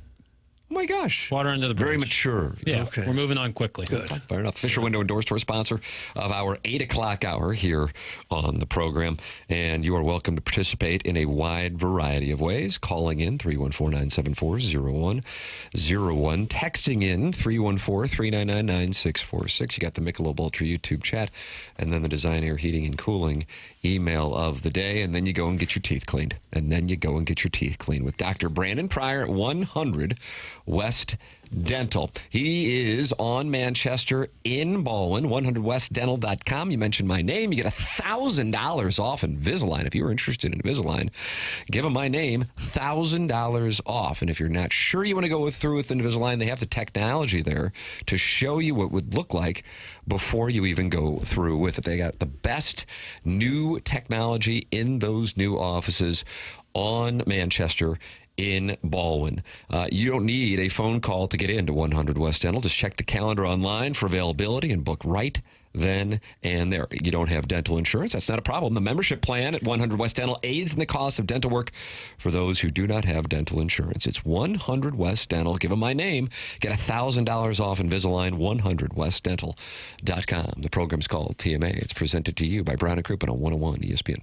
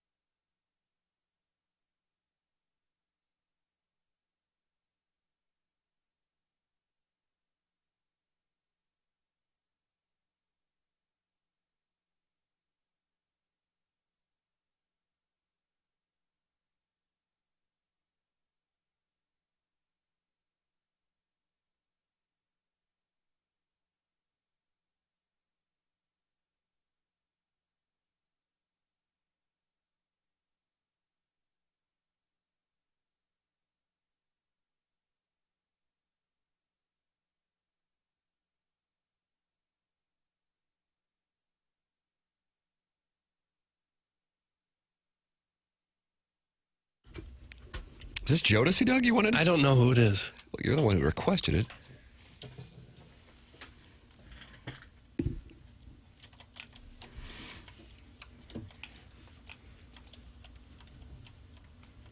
Somebody in Jodeci celebrating a birthday today? No. Doesn't kind of feel like a Jodeci kind of Tuesday? Yeah, I guess. Why? Why would it be? Well, coming off the heels of the 2 Live Crew song. Right. I feel like a little of this in your morning. You know, if 2 Live Crew is the coffee, this is the half and half that cools it off. God, wouldn't you go, though, with Forever My Lady or Stay or Come and Talk to Me or even Casey and JoJo's All My Life? And was that the most prominent song in weddings in 2000? Sure, yeah. Whatever I you really say. like the song Stay. Well, then why didn't you play it? Cry for You, I think, would probably the most popular. I'm going to disagree. I've never seen Martin more angry about that comment. I like how Jackson's music theme is based on the song he played before, which he so you generated the next conversation. It's self-created. I like that. Vibe curator. Yeah. So the next one you like. Vibe curator. The next song he plays, we're going to say, well, why are you playing? Well, it relates back to Jodeci. Oh, okay. Mm-hmm. You're starting to get it. Yeah. Martin, welcome. You're starting to get it. The program is called TMA. We are in the Fisher Window and Door Store, 8 o'clock hour, and what we do is we offer a wide variety of ways to participate in the program, and candidly, it's probably the closest you're ever going to get to celebrities of this magnitude. 314-974-0101, Collier and Thompson phone lines. Then you got the Air Comfort Service text inbox, 314-399-9646. That's how you can text in. And then you can gather in the Michelob Ultra YouTube chat with 236 other friends, including old Bill Reloaded in there. Bill Reloaded's talking to Jake in St. Genevieve, Lex Luthor, and Big Blonde Dan. And they're talking it over on the YouTube app, TMA STL. Email in for our Design, Air, Heating, and Cooling email today, the morning after, at InsideSTL.com. At the outset of the program, Doug Vaughn was disgusted to hear that the American League and National League might be going away for 8 4-team divisions, as Rob Manfred discussed the possibility of MLB realignment on ESPN Sunday night, which brought attention to something that he has been talking about for a while, but this just got more attention, and the reason would be if/when Major League Baseball expands, and they are waiting to have the Tampa and Las Vegas situations officially taken care of with ground broken, then they would expand to 32. The favorites at the moment, per the Athletic, Salt Lake City and Nashville, but Portland and Charlotte/Raleigh, if North Carolina were to get a team, also mentioned. 4 8-team or 8 4-team divisions, possibly the American League and National League going away. Michael Kay, who calls games for the Yankees, he is on board with it, Doug. Here's what he has to say. Is he really? Okay. So some drastic change actually does work. It actually works. But this is big time drastic. This would be the biggest thing that Rob Manfred does, other than if he can get a salary cap at the next collective bargaining agreement. So the sport that your kids are going to grow up watching, hopefully, like my son Charlie, going to be completely different than the one that I grew up with. Completely different. Completely different. Is it for the better? I think it could be for the better if they knock off interleague play, because all of those rivalries that you dream about, they're in the same division now. Mets and the Yankees don't need interleague play. They're in the same division. Cubs and the White Sox don't need interleague play. Same division. Dodgers and the Angels, same division. And maybe if you did that, the All-Star game would mean something again. And more importantly, the World Series would mean something, because that might be the first time that you face that team. It's worth a try. I don't know. Sounds like you want to fight Michael Kay. So he has the Cubs and White Sox in the same division. That's right. Dodgers, Angels, he said, same division. How about the Giants and Padres in that division? But to say the World Series will mean something, it doesn't mean anything now. To say that the outcome of the All-Star game will be important again, does anybody really care about that? My buddy bet $10,000 on the National League. Really? He has a problem. I think from the standpoint of you never get to see the team that you'd be playing against or the players in the case of the All-Star game. I don't know. Doug, how do you like this? Yankees, Red Sox, Mets, and Phillies in a division. Do you like that? Yankees Red Sox, Mets, and Phillies. Yeah, that's okay. That's loaded. That's fine. A lot of cash in that division. That's like getting a house in Huntley. Why don't they do that? Just say, here's our big money division. Here's our low rent. Here's doesn't really give a crap division. Dodgers, Giants, Angels, Padres, California division. Do you like that? That's not bad, yeah. Cardinals, Cubs, White Sox, Royals. Do you like that? I'm not crazy about that one, but you're not crazy about that one. What would you like instead? I don't want the White Sox in the Cardinals division. But if you're going to have the Cubs in the same division, you got to have the White Sox in. I mean, this is kind of the package deal. All right, you got boxed into that. Yeah, 2 teams from Missouri, 2 teams from Chicago. Okay. Diamondbacks, Rockies, Salt Lake City, and Seattle. Why is Salt Lake City even getting a team? Why do you hate the Jazz? There's less than 2 million people in the whole area.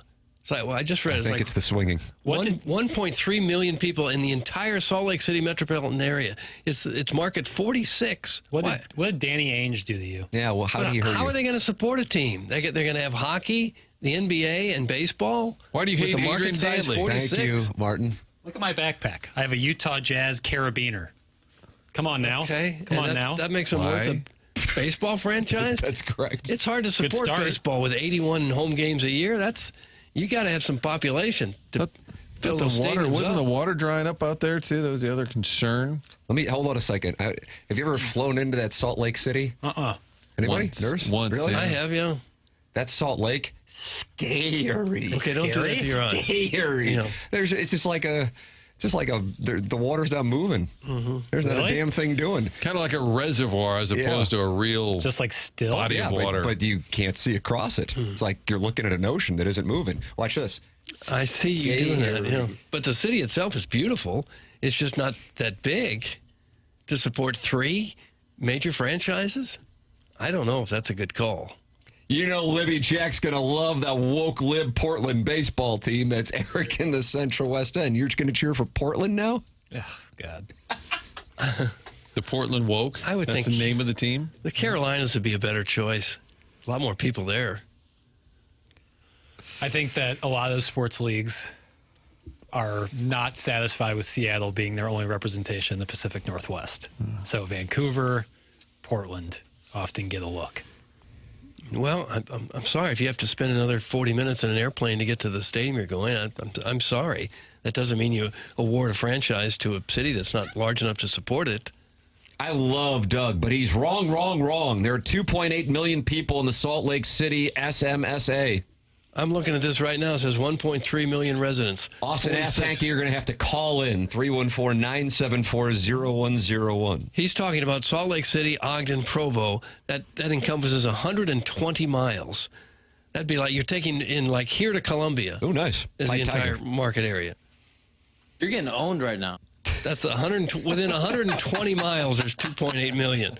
Charlie Marlowe AI. Doesn't seem to me like it's big enough. So you don't want Salt Lake City in the league, much less this division. I'd put one in Carolina before I'd put one in Salt Lake So I got City. the Yankees, Red Sox, Mets, and Phillies in a division. We got the Cardinals, Cubs, White Sox, and Royals in a division. Do you want somebody else other than the Royals? I mean, this heated rivalry between No, you'd Kansas. want the Royals, I guess. Jackson, how do you feel about it? Yeah. Well, who do you want in there, baby? I wasn't alive in 85 to like really feel the But you went to the intensity. University of Missouri and you realized there's something going on over there. I've said before, I don't think I had one friend from Kansas City. Not like actual close friend. You took a stance. You weren't going to do it. A lot more Chicago. Yeah, Chicago's super prominent in Colombia South now. Africa. And South Africa with Gareth. Yeah. Garrett Bear. Dodgers, Giants, Angels, Padres in a division. Martin, how do you feel about that? I don't mind that. Diamondbacks, Rockies, Mariners, Salt Lake City. Don't care. And then you got 4 other divisions, and now we got some misfit toys out here.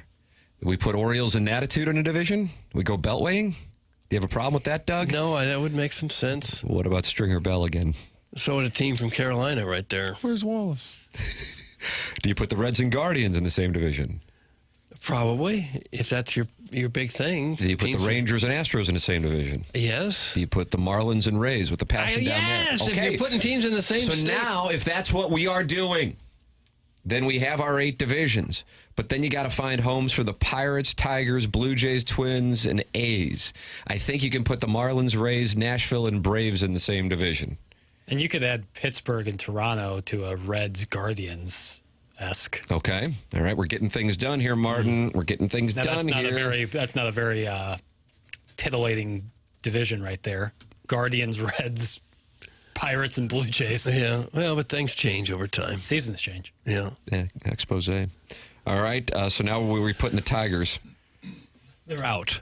They lose relegated. They're out. It just doesn't fit anywhere. Maybe the Pirates. This is a good time for the Pirates to just leave. What do? They start competing in the NBA? Pack up. Yeah. Pack up. Honestly. We're done.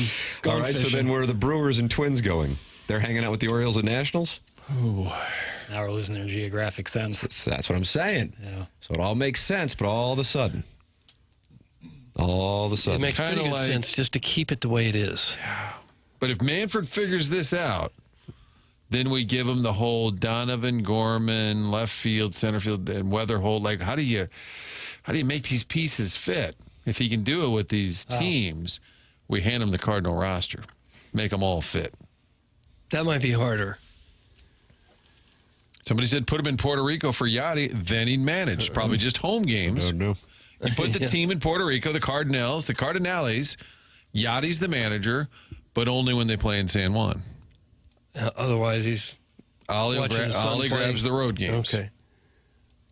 All right.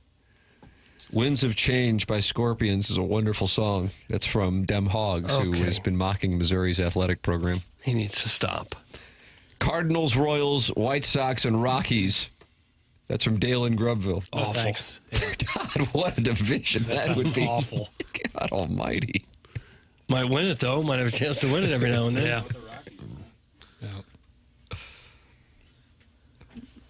I don't know. Well, you're excited about the realignment? I'm not at all. No. And maybe like 16 teams get in the playoffs? No. Doesn't seem to be the most pressing issue right now with baseball. Well, I think if baseball shuffles, I think college football is due to shuffle again, too. Let's How now? mix that up around. I don't know. Just for fun. But is Manfred's main motivation like geographical? Yes, it is. But so to save on travel costs? What he is saying is it's going to be less stressful for the players. Oh, God. What some are theorizing is the owners will save money on travel costs. But how much money? Right. How much money are they really saving? I think Tim said earlier 6. Oh, that's right. Here's an idea on the road: bunk beds. Save some cash. Uh-huh. Do most guys room up? Is it like I JC think if you're a and younger Gorman? player, you have a roommate, Okay. but you have the ability To work pay. that in your contract, you can Or to work pay out. more or Oh, whatever, okay, yeah. gotcha. That'd be a good holiday question this Yeah. week, like when you're first starting. Sorry. No, it'd be funny to find out who you get stuck with. Some reliever who snores. This is stupid. There should be 4 8-team divisions with no National League or American League. You play 90 games within the division, then all the other teams, you play 3 games for 72 games. Thanks, 314. Doug, how do you feel about that? I don't know. I'm still on board with no divisions, but leagues. But keep leagues. Keep leagues, no divisions. Just have 15 or 16 teams per league? Mm-hmm. Yeah. You can keep it the exact same way you have it now, just get rid of the divisions. It's kind of what the MLS does. You get that huge. Well, when it comes to playoffs, that's kind of the way it is. Kind of. When they figure out who's in the playoffs. Yeah. But you're still seeding. Yeah, 1, 2, 3, 4. it's kind of the same. It just seems divisions are a little antiquated, especially with the balanced schedule. So what do you think the odds are of this actually happening someday? The initial conversation has gotten a lot of criticism, which is why I wanted to play Michael Kay, who's somebody who's prominent in the game, to hear from someone who is on board with it. Now, I here is my island. I would go with 4 8-team divisions as well, get rid of interleague play, and the 4 winners of the division play. So you have an NLCS of the 4 best of 7 and an ALCS best of 7. That's where I am. Therefore, the 162 games has value as opposed to what it currently is.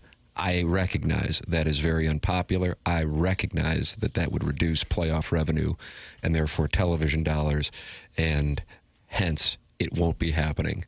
But just in a utopian world of integrity of the regular season being upheld, that's where I come in on it. Thank you. I understand you hate the idea. You're welcome to taste me. I just want to put it out there. And if you rally to my support, let's get together today for lunch. Maybe brick tops. You like brick tops? I'm not eating there. I get the meatloaf.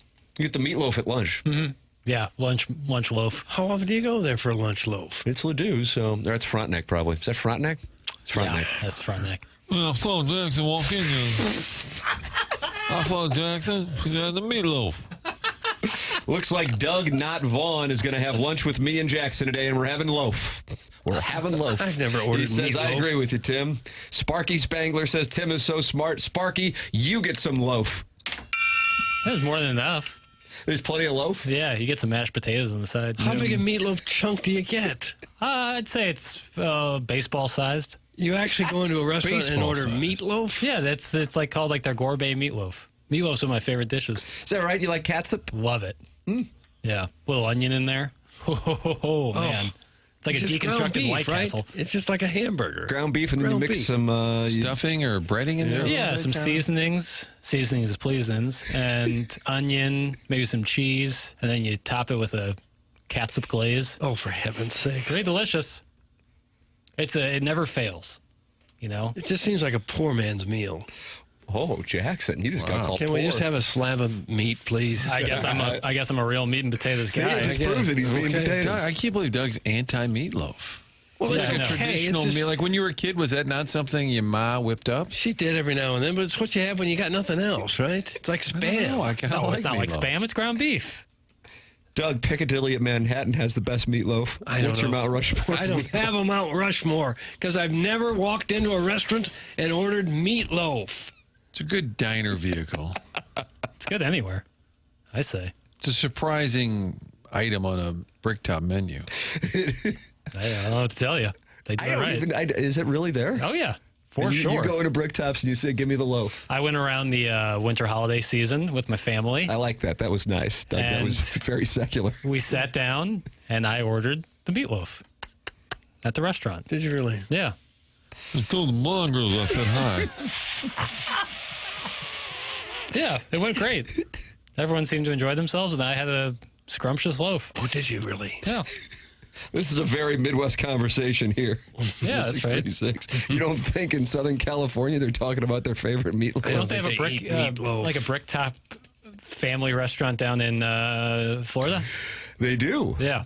I think they have the same menu. So you They could, do. So you could get your meatloaf. I'm a fan. Yeah. Their menu is very simple, but everything's good on the menu. Right. That's right. Meatloaf. What else do they have? Well, plenty of other American fare, but You get a American fare. I'm not going to want the meatloaf. okay. Guys, about 10% of your audience is eating meatloaf as we speak. That's Alan Dadeville. 1 out of 10 listeners is sitting around at 9 o'clock eating meatloaf? It could be. sounds They're good. heavy. Bread. It's a breakfast loaf. Don't say Scram- breakfast loaf. Scrambled eggs. It sounds delicious. You wouldn't have a chunk of meatloaf for breakfast, would you? I would have a meatloaf omelet. That's what I'll say right here and right now. Oh, I wonder how that'd taste. Probably delicious. And now you lost me. Why? Martin just sold the stock. A little onion in there, probably some peppers. Oh, peppers? Yeah, green and red. I'm kind of getting hungry. Okay. Think about meatloaf omelets. If anybody made a homemade meatloaf, drop it off. No. Jackson will sample it. Yeah. Yes.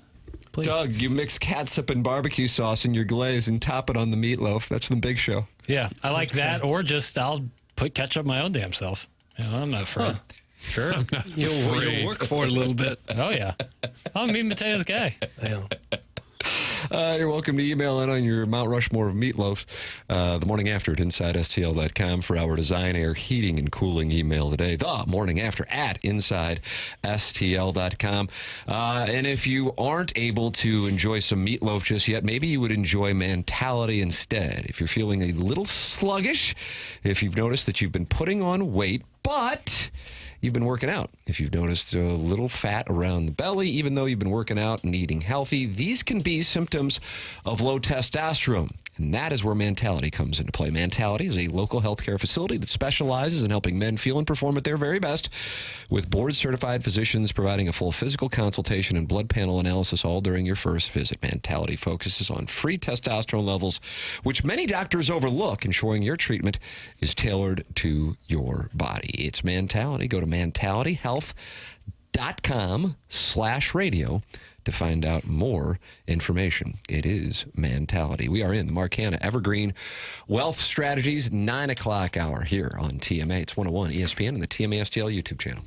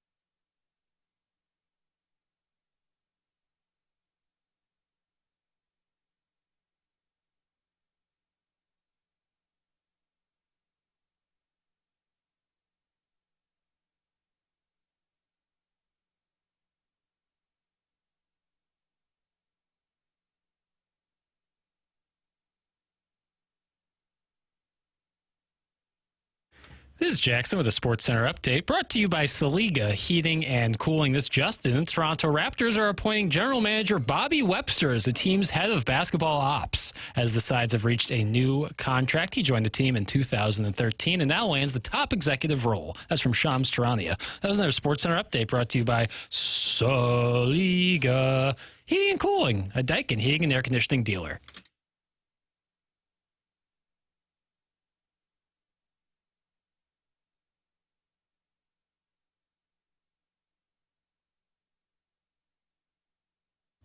What do you think? It's like 90? I mean, 90 probably gets me 89 and 91, right? You nailed it, Tim. It's 1990.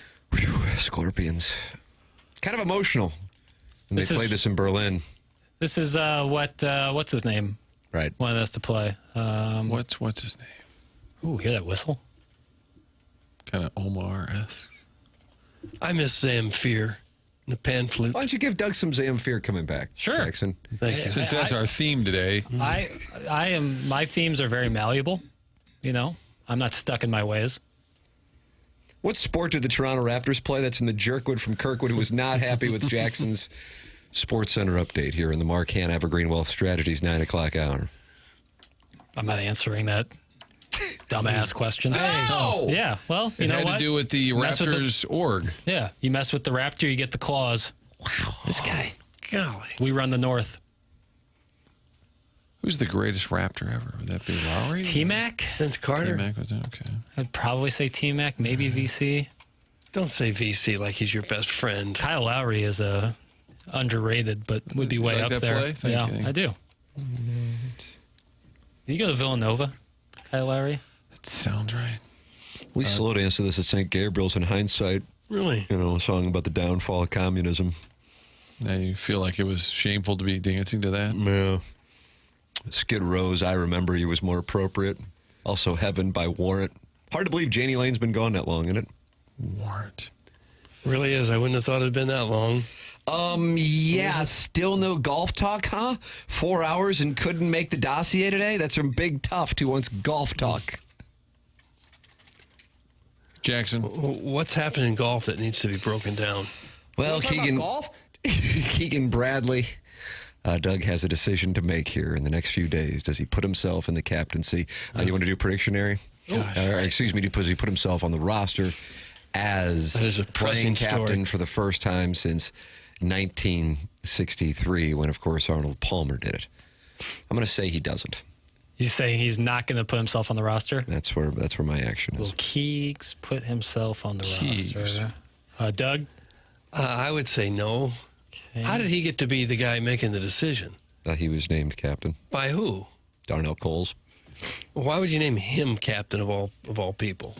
Someone's got to do it. We have Darnell on at 10:30. So. Does that mean he's like the most well-liked or best respected, or what is it about Keegan Bradley that? I think they wanted to go young after what was considered a big failure with Zach Johnson and kind of like a club that you got to a certain age and then you got to be captain.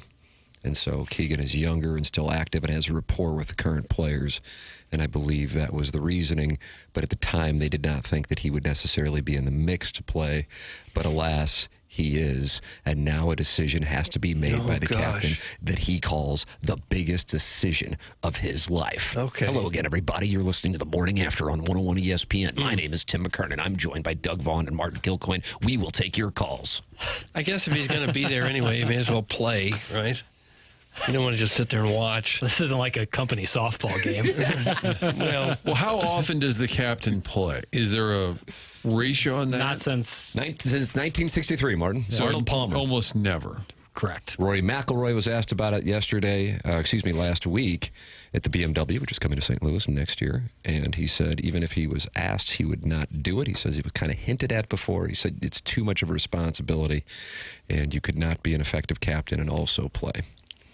My bet is that Keegan Bradley does not play, and that's now booked in Predictionary, so it lives forever. Okay. Yep. You want to put an answer, Martin? I'll say no. Seems to be a safe bet. Okay. What if Albert Pujols is the manager and they allow him to every once in a while just pinch hit? That'd be fun. Wouldn't that change things for you? Yes. That'd be nice. And it's a golden bet just whenever he feels like it. Mm-hmm. It's the pinch hit. That used to happen way back when in baseball. Don Kessinger was the White Sox shortstop and manager. Yeah, Rogers Hornsby did it for a while. Be a little tricky. Keegan was having his kid's birthday party at the Grove when I was there. He shared the cake with us. That's from Chairman Steve in Wildwood. Wasn't Pete Rose a player manager for? Yeah. Can you guys tell me the last player coach in ice hockey? Can we have initials, please? DH. DH. Don Henley. Don Henley is not the answer. DH. What do you like better, Boys of Summer and The Innocents? Don Henley's daughter married to Mike Shannon's grandson. Really? Is that right? That's a fun fact. That one. I love that one. That's a good one. DH. It's not Michel Bunny LaRock. No, sir. Second letter, first name. O. Don. Doug. Yeah. Doug Harvey. Doug Harvey. Okay. Thanks, Doug. So it's been a while. Okay. Doug, Keegan got screwed not getting picked to play in the last Ryder Cup. That's from Clevie Wade. All right. Well, then pick him. Seems like a really He's good already guy. been picked. Let's not hurt his feelings. Let him play. He loves to throw a wager around. Therefore, we support him. Okay. Big Jordan guy. Plays at Grove 23 all the time. Yeah, well, Chairman Stephen Wildwood just said that. Oh, yeah. Makes sense. He would actually know. It's like text Jeopardy. I request more hairband ballads, please, and thank you. That's from the 9 o'clock hour sponsor, Mark Hanna. But say less. But Zamfir now. Jackson, you're getting Zamfir, and I don't believe Zamfir is a hairband. The man's a master of the pan flute, right, Doug? Yes, he sure and was. his name is Zam, Z-A-M. Zamfir. That's all one Zamfir. word. It's all one word. Well, hello. Nice show prep, ass. Yeah, you're right. I'm an idiot. Zamfir. All They right. used to sell his records on old TV shows with him playing this giant wood flute. It'll be And coming. he's got albums, and I'd like to hear a bit of one now. In fact, you could almost play it underneath us while we talk because it's so soothing and so wonderful. Master of the pan flute. As far as I know, the only one who plays the pan flute. Well, because he mastered it, nobody else wanted to come at him. Right. Doug, John Kruk got a chance to talk it over on the Phillies broadcast. Take a listen, if you would. Okay. Jackson was looking for Zamfir audio. I'm in 9-1 on the dossier. You're right. My bad. So you know how I think of things when I have free time and I shouldn't? Yep. So I was wondering, the person who invented the clock, Yeah. Which one, the digital or the hand? the first clock ever, Okay. how did that person know what time it was? That's a really good question. I thought so. Bouncer back toward the middle. Gobbled up by Young. One hopper. And Bohm is safe. You know, there is that sundial they might have used. Is that accurate, though? No, I guess it's as accurate as it can be. So when you were contemplating the clock thing, did you come up with any answers yourself? No. I thought I'd ask you. I would think sundial. Okay. Well, sundial's not really a clock, is it? Yeah, it is. Well, I mean, measure of time. It's a form of a way how to measure. If I had to guess, that's how they started keeping time. Oh, yeah. Sundial. They probably figured out when it was high noon and went from there. Sun's right above us. Probably Kruk the went full, Greeks or the Egyptians. full of Vitali there. Just kind of going a little random. Next They thing call you know, that going full Vitali? Next thing you know, Kruk's going to be doing chicken noises on a Philly broadcast. The best is in a Zamfir baseball broadcast. You really can't. You just don't have that kind of time, and it leads to a really deep dive. It's just kind of an esoteric question. Then it's ground ball to second. There's always a ground ball or a fly ball to interrupt it all. There's Zamfir. I guess we could AI it. Who invented the clock? Zamfir. Like AI's got Oli Marmol making $45,000. Yeah. Yeah, And it's on You can trust Indeed. all of it. I can't tell if this is Zamfir or Karate Kid Part 2. The first invention of this type was the pendulum clock, which was designed and built by Dutch polymath Christian Huygens in 1656. Early versions aired by less than 1 minute per day. Very accurate for their time. See, isn't this haunting? Very haunting. No one played the pan flute like him, and I mean nobody. It also puts you to sleep. It's a pretty good background Working. noise to go to sleep. I don't know if it works necessarily for sports radio. Tim, this is also in Kill Bill. That's from the Poor Film Student. I wonder if the Oh, Poor was Film it? Student enjoys Movie Boy and would like to appear. What's coming up on this weekend's Movie Boy, Jackson? I have a couple of ideas I got in the pressure cooker. pressure cooker. That's the quickest cooking vessel I could think of. I got a couple ideas. I got an idea for a kind of longer series that I would do over the course of a few weeks. Sounds like a best of episode 5 episodes. Yeah. That's what it sounds like. No, Mailing it in. no. Well, I wanted to do. I Flashback episode. I just remember in episode 2 when Gareth said this. I just saw Spike Lee's new movie, and I really want to talk about that. But I want. And that's the Colin Kaepernick film that ESPN will no longer be airing. No, sir. This is with Denzel. The first time they're working together since 2006, and it's a very fun movie that I want to talk about. But I'm going to wait till it comes out on Apple on September 5th. So September 6th, you can expect that episode right in your ears, so you can watch it. Right smack dab in the ears, and then it'll be right there for you. Okay. So it'll come out the day that the movie comes out on Apple because it's getting a pretty small theater release. Book it. So that was the plan, and then I changed it, and I have a pretty fun idea that I think people will like. It's Movie Boy. Okay. You know what? I'll just say it. Oh. It's a series I'm calling the Great Sports Movie Debate. And I'll do like 4 or 5 different episodes on each sport and decide the best movie from each sport, and then they'll face off to find the best sports movie. Wow. Like this. Take over, it'll probably be a month and a half. And who will decide it? You will decide all Gareth, I'll have different guests in depending on the sport. Okay. Any idea on who those will be? For golf, I feel like I'm looking at the gentleman. Right here. Just booked Wow. it. It's him. About that. Hockey. What kind of comp arrangement do we have? It'll be a revenue split. Really? Yep. And of course, pre-revenue, so then it'll be a pre-revenue split. Okay. It's all like it's theoretical, you know. Yeah, this sounds good to me. It's all sounds like the kind of deal I'd sign. It's all dividends, you know. Okay. Dividends. Right. Financial terms insert here. I see. Yeah. So that's the plan. All right. So this week, sport TBA. Depends on scheduling. So But I we think it'll be already fun. don't know A lot what of sport you're qualifiers doing. there. A lot of qualifiers. Yeah, Martin, you're picking up a good read. A recovering alcoholic wants to handle the hockey podcast. He can be involved. He'd be a good one. That's the thing is you have to be Young knowledgeable of the slap sport. shot, miracle. Goon is a recent one. And that's what Mighty Stifler? Ducks. Mighty Ducks, yeah. So that's what I'm saying. It's going to be fun. Groundbreaking. That's in the Crystal City Clan. Someone's always upset. It's a podcast, so you don't have to listen. Right. You don't have to listen to anything, really. No, you don't. This is America. You can just sit inside your home until you rot away. Is that the truth? I mean, With as long as earmuffs, you huh? pay your bills. Cronky's Cuck Stash. Just tell us you've run out of content for the day. And I don't know if he means the show or Film Boy. That Movie Boy is like, so, like, I don't get like, they're like, oh, you're running out of idea. Like, what do you mean? You talk about, I could just I think open they up the meant the mic and then show, but- an hour and a half later put it up. But I want to do something that I put some thought into. I'm sorry, Movie Boy, but the term pre-revenue dividends is really making my brain hurt. That's from Mr. Lakes, Doug, and he's a private equity guy. I'll tell you, take an Advil. Pre-revenue dividends. What is that exactly? Rockefeller? It's hard to define. Just know if you're involved, you won't be getting paid. Oh, I see.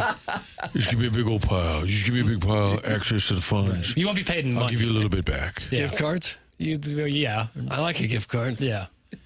Those are post-revenue. They've been used. Post-dated checks. Okay. I'm in. Foreign currency. I'm in. Oh. God, I like this. We're going to start paying everybody in yen. Where do you go in St. Louis to cash in foreign currency? Will any bank do that for you? Most banks will. Will they? I believe so. I've never really had that issue to know where to go. And you're looking at me like I'm a concierge of some I sort. thought maybe you're so well traveled. Concierge. I think I would do good at that, by the way. As being a concierge, were you going to Yeah. go to Vegas? No, in St. Louis. And what are you going to like help people with access to? Restaurants. Red Robin? Yeah, Red Robin. Bottomless fries, Doug. So you could work at like Best Western and tell people. No, it would be like a satellite concierge. You know, it's like in a tent. Oh, just on the side of the road. Yeah, just set up a little tent. A step away from being homeless. Well, it's like the standalone Auntie Anne's. You know, no one thought of that. That is more prominent. Now that you guys have pointed it out, I've noticed it a lot. It's very prominent because it's on the exterior. Right. If you were coming from the 360 Hilton and walking towards the stadium, it's right there. Yeah. Have you ever been tempted to stop in for a pretzel? Usually in a bit of a rush. I bet Chairman Steve's popped in there. I think he's had an Auntie Anne's. And what happened to the self-made stay-at-home Ledoux mom said that there was somebody on Twitter in St. Reddit, Louis. I think. Oh, on Reddit. Someone on who Reddit. was saying that this proves that downtown is at the beginning of the comeback, was that St. Louis got a standalone Auntie Anne's pretzel shop. I think Biff built that. Maybe it was Biff's take. I think that's his construction company that built that, Andy. Thank you, Biff. Iggy is in the Michelob Ultra YouTube chat, and he says, Jackie and I named our Mount Rushmore golf movies during the Happy Gilmore episode. I don't know if he's trying to say that you've already done this, but that's Ken. We did Iggy's talk show. about like our favorite golf movies, but this would be a more dedicated. And I might even all of sport. Well, I would combine some sports because I don't like in baseball you have a ton of movies. Boxing you have a ton of movies. Raging Bull, Whereas, Rocky, yes, some Ali. sports, golf included, it's not as prevalent. Why don't you kick it around on the podcast and then put it up on Twitter for people to vote? Oh, like Gallup-poll. When you get the finalists. Yeah. I think it's really you good can idea. engage those people as well. Yeah. And people can always send things in, movieboyjack@gmail.com. Movieboyjack@gmail.com. Yep. Did somebody on this show, a listener, derisively call you Movie Boy at one point? Is that where this was spawned? Dawson's Creek. I guess now recently Film Bitch. Oh. But yeah, that's the basis of it. You mentioned Vegas a moment ago with Jackson going to be a concierge. I read an article the other day that said tourism was down like 11% in Las Vegas. In June, they had a really bad number. Yeah, they're starting to worry about it, that it's gotten too expensive for the average Joe now. Well, I also think something, when you think about it, if you wanted to gamble back in the day, that's where you had to go. And now it is not the case. So that lure is not there. Then you combine it with pricing, and people are saying, why would we go there? So, yes, they had substantial decrease in tourism revenue in June specifically. But then there is this little war going on TikTok where people will show Vegas being packed and saying, see, that's not the case. But that, Doug, of course, more anecdotal. The tourism revenue dollar is down substantially in June specifically. Yeah. Well, it seems like it was still going great guns when cities like St. Louis built casinos. People are still going out to Vegas often, even though you could drive 10 minutes to get to one. I bet it's more pricing than anything else.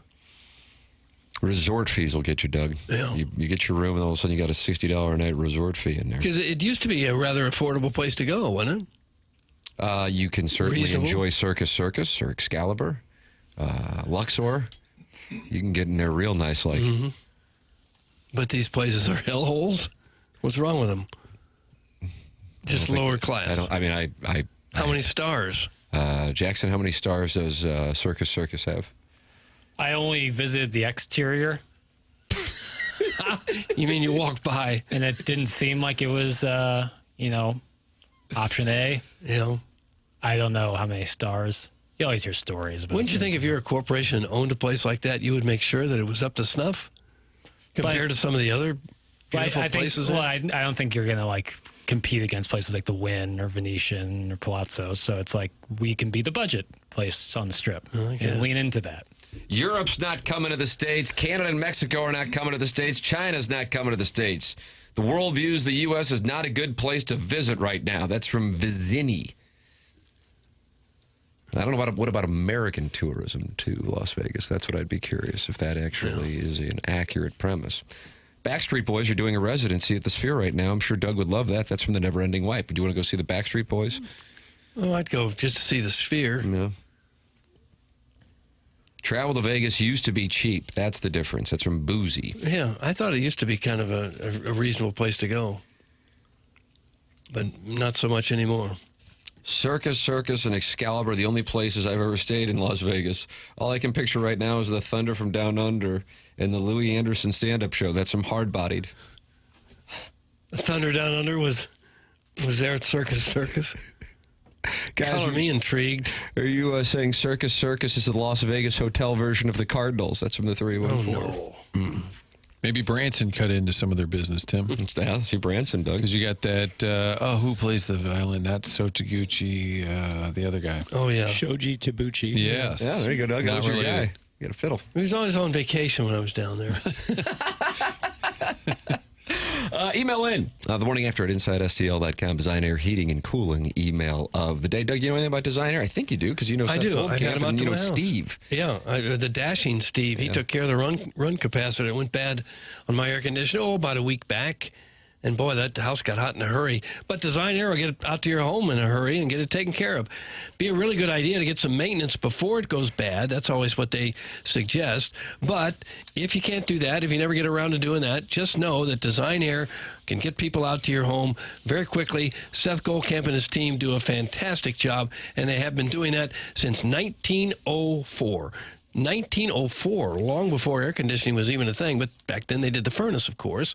I don't know how you even got to them in 1904. If you said, hey, I need work on my furnace, what would you do? I guess you'd have to get on the horse and go there to say, hey, something's wrong with the furnace. You don't have to do that now, of course. Now you just get on their website at designairservice.com. These are our longest-running TMA sponsor. We thank Seth Goldcamp and his family for that. Fourth-generation family. And they believe in honest work above everything else. You'll never be sold something you don't need. So whether you're dealing with the St. Louis cold or the summer heat, they have got your back with dependable service and no-pressure solutions. Visit designairservice.com. Schedule your service today. Design Air, comfort you can count on since 1904, and as always, home of the handsome repairman. Email in the morning after at InsideSTL.com. The program is called TMA. It's presented by Brady Cook on 101 ESPN.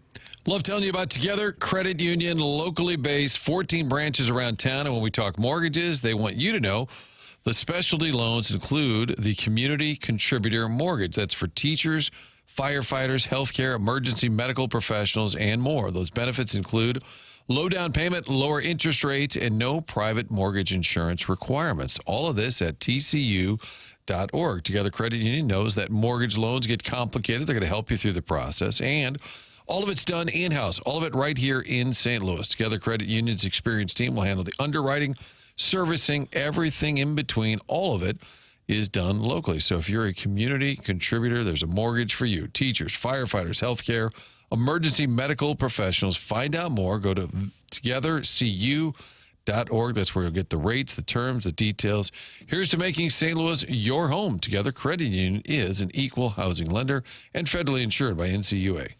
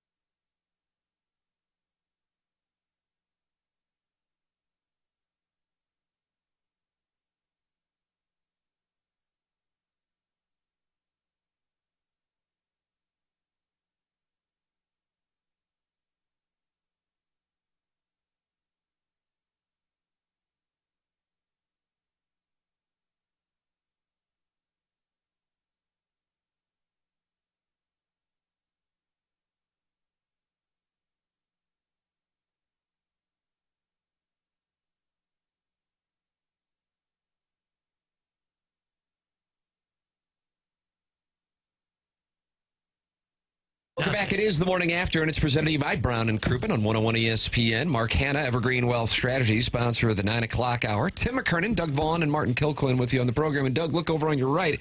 It's Terry Crouppen from Brown and Crouppen sitting right there. I saw him sitting over there. Hello, Terry. He's here? He's here. Terry, in the commercial break, you were bringing us what could be harsh reality, not just for the members of this program, but for the listenership. Martin, you were out in the hallway getting ready for your onboarding. Terry has an existential question that we all need to ask ourselves. Okay, here it is. I was talking to some friends of mine, and I'm a bit older than you guys, although from the looks of you. Not that much. Yeah. Here we go. I'm sorry. Can't help it. It's okay. Anyway, somebody said, how many people in the world are you the number one person in their lives who would say, yes, if I have my number one human being is you? And when they said that, I thought, well, I'm sure I must have 5 or 10. And then we started talking about my 5 or 10. And when you realize that most likely your children are going to pick your wife because it's their mother. Nobody ever gets in a fight when somebody insults their father, you know, only their mother.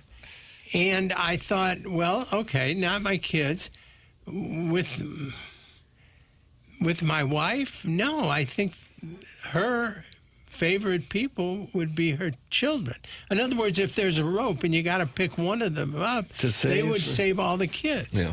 And so my mother's gone, and I'm not sure where I was with her.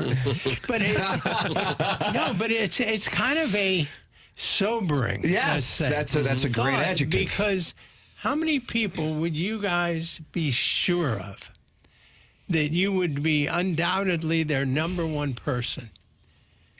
I'll tell you this, I have come to the conclusion that I don't have anyone. And I know, but I don't think it's a bad thing. Who would you be sure of? Well, I would like to say my wife. Now, her parents are still alive, and so she's very close to her parents. Yeah, and then there are go. the kids as well. Hey, here's another one. Congratulations, you're in the Zero Club. I was workshopping it before I got to zero. Okay, go ahead. So your wife. I'm going to claim her. I'm going to claim her. You think she's got you one ahead of the kids? You think so? Well, okay, maybe that's not. And then there's my mom, but yeah, she's got my sister and me, so maybe you got to split the vote. Yeah, Can I get a half? Are there halves in this? Yeah, I think anybody below 1 is, I don't think you're in trouble. I just think it's when you look at life that way, it's a sad fact. It's who would you be? Well, for young kids, they would probably pick their mother as number one. Of course. And if you're married with young kids, they're going to pick their mother. The mother's probably picking one of the kids. Yes. But if the kids, once they become adults, then they're probably not number one with the mother. They'll pick their own wife or their own kids. Yeah, but their own kids, not you. Yeah, right. So I would say if you're married with older kids, then you better be number one, or there's going to be problems. What is the cutoff for the term older kids? What age are we talking? Maybe 18 Wait, to 20. you think your wife, if there was 2 ropes and she could only pull 1 rope up, you think your wife would pick you up? And first of all, you probably wouldn't want her to. Yeah. You know what I mean? I'd say, no, pick the kid. Let me go. I've had a long life. You know, I'm just saying, I don't know if it's sad or not. It, at first glance, seems to be sad that most men that I know would have a very tough time coming up with 2 people. I mean, or even 1 for a lot of people. Yeah, no. So let's. I brought guns. We can all shoot ourselves. Nice. No. But most women might have several. Well, they like would. a cucksitch? The kids they have all their husband kids, and the husband. I think the wives would have. Well, they're kind of more important. Women can get along just fine without men. Who's going to break down the J.J. Weatherholt decision? Yeah, nobody.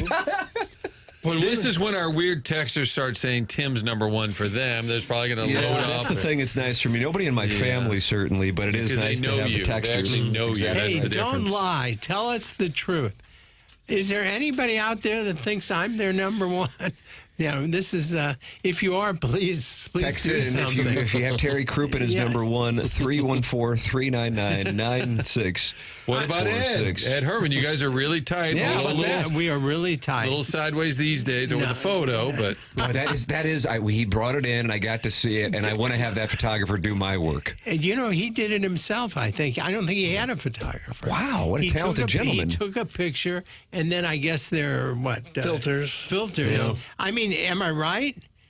Oh, It's yeah, you can do all that stuff. a remarkably good Yeah. photograph.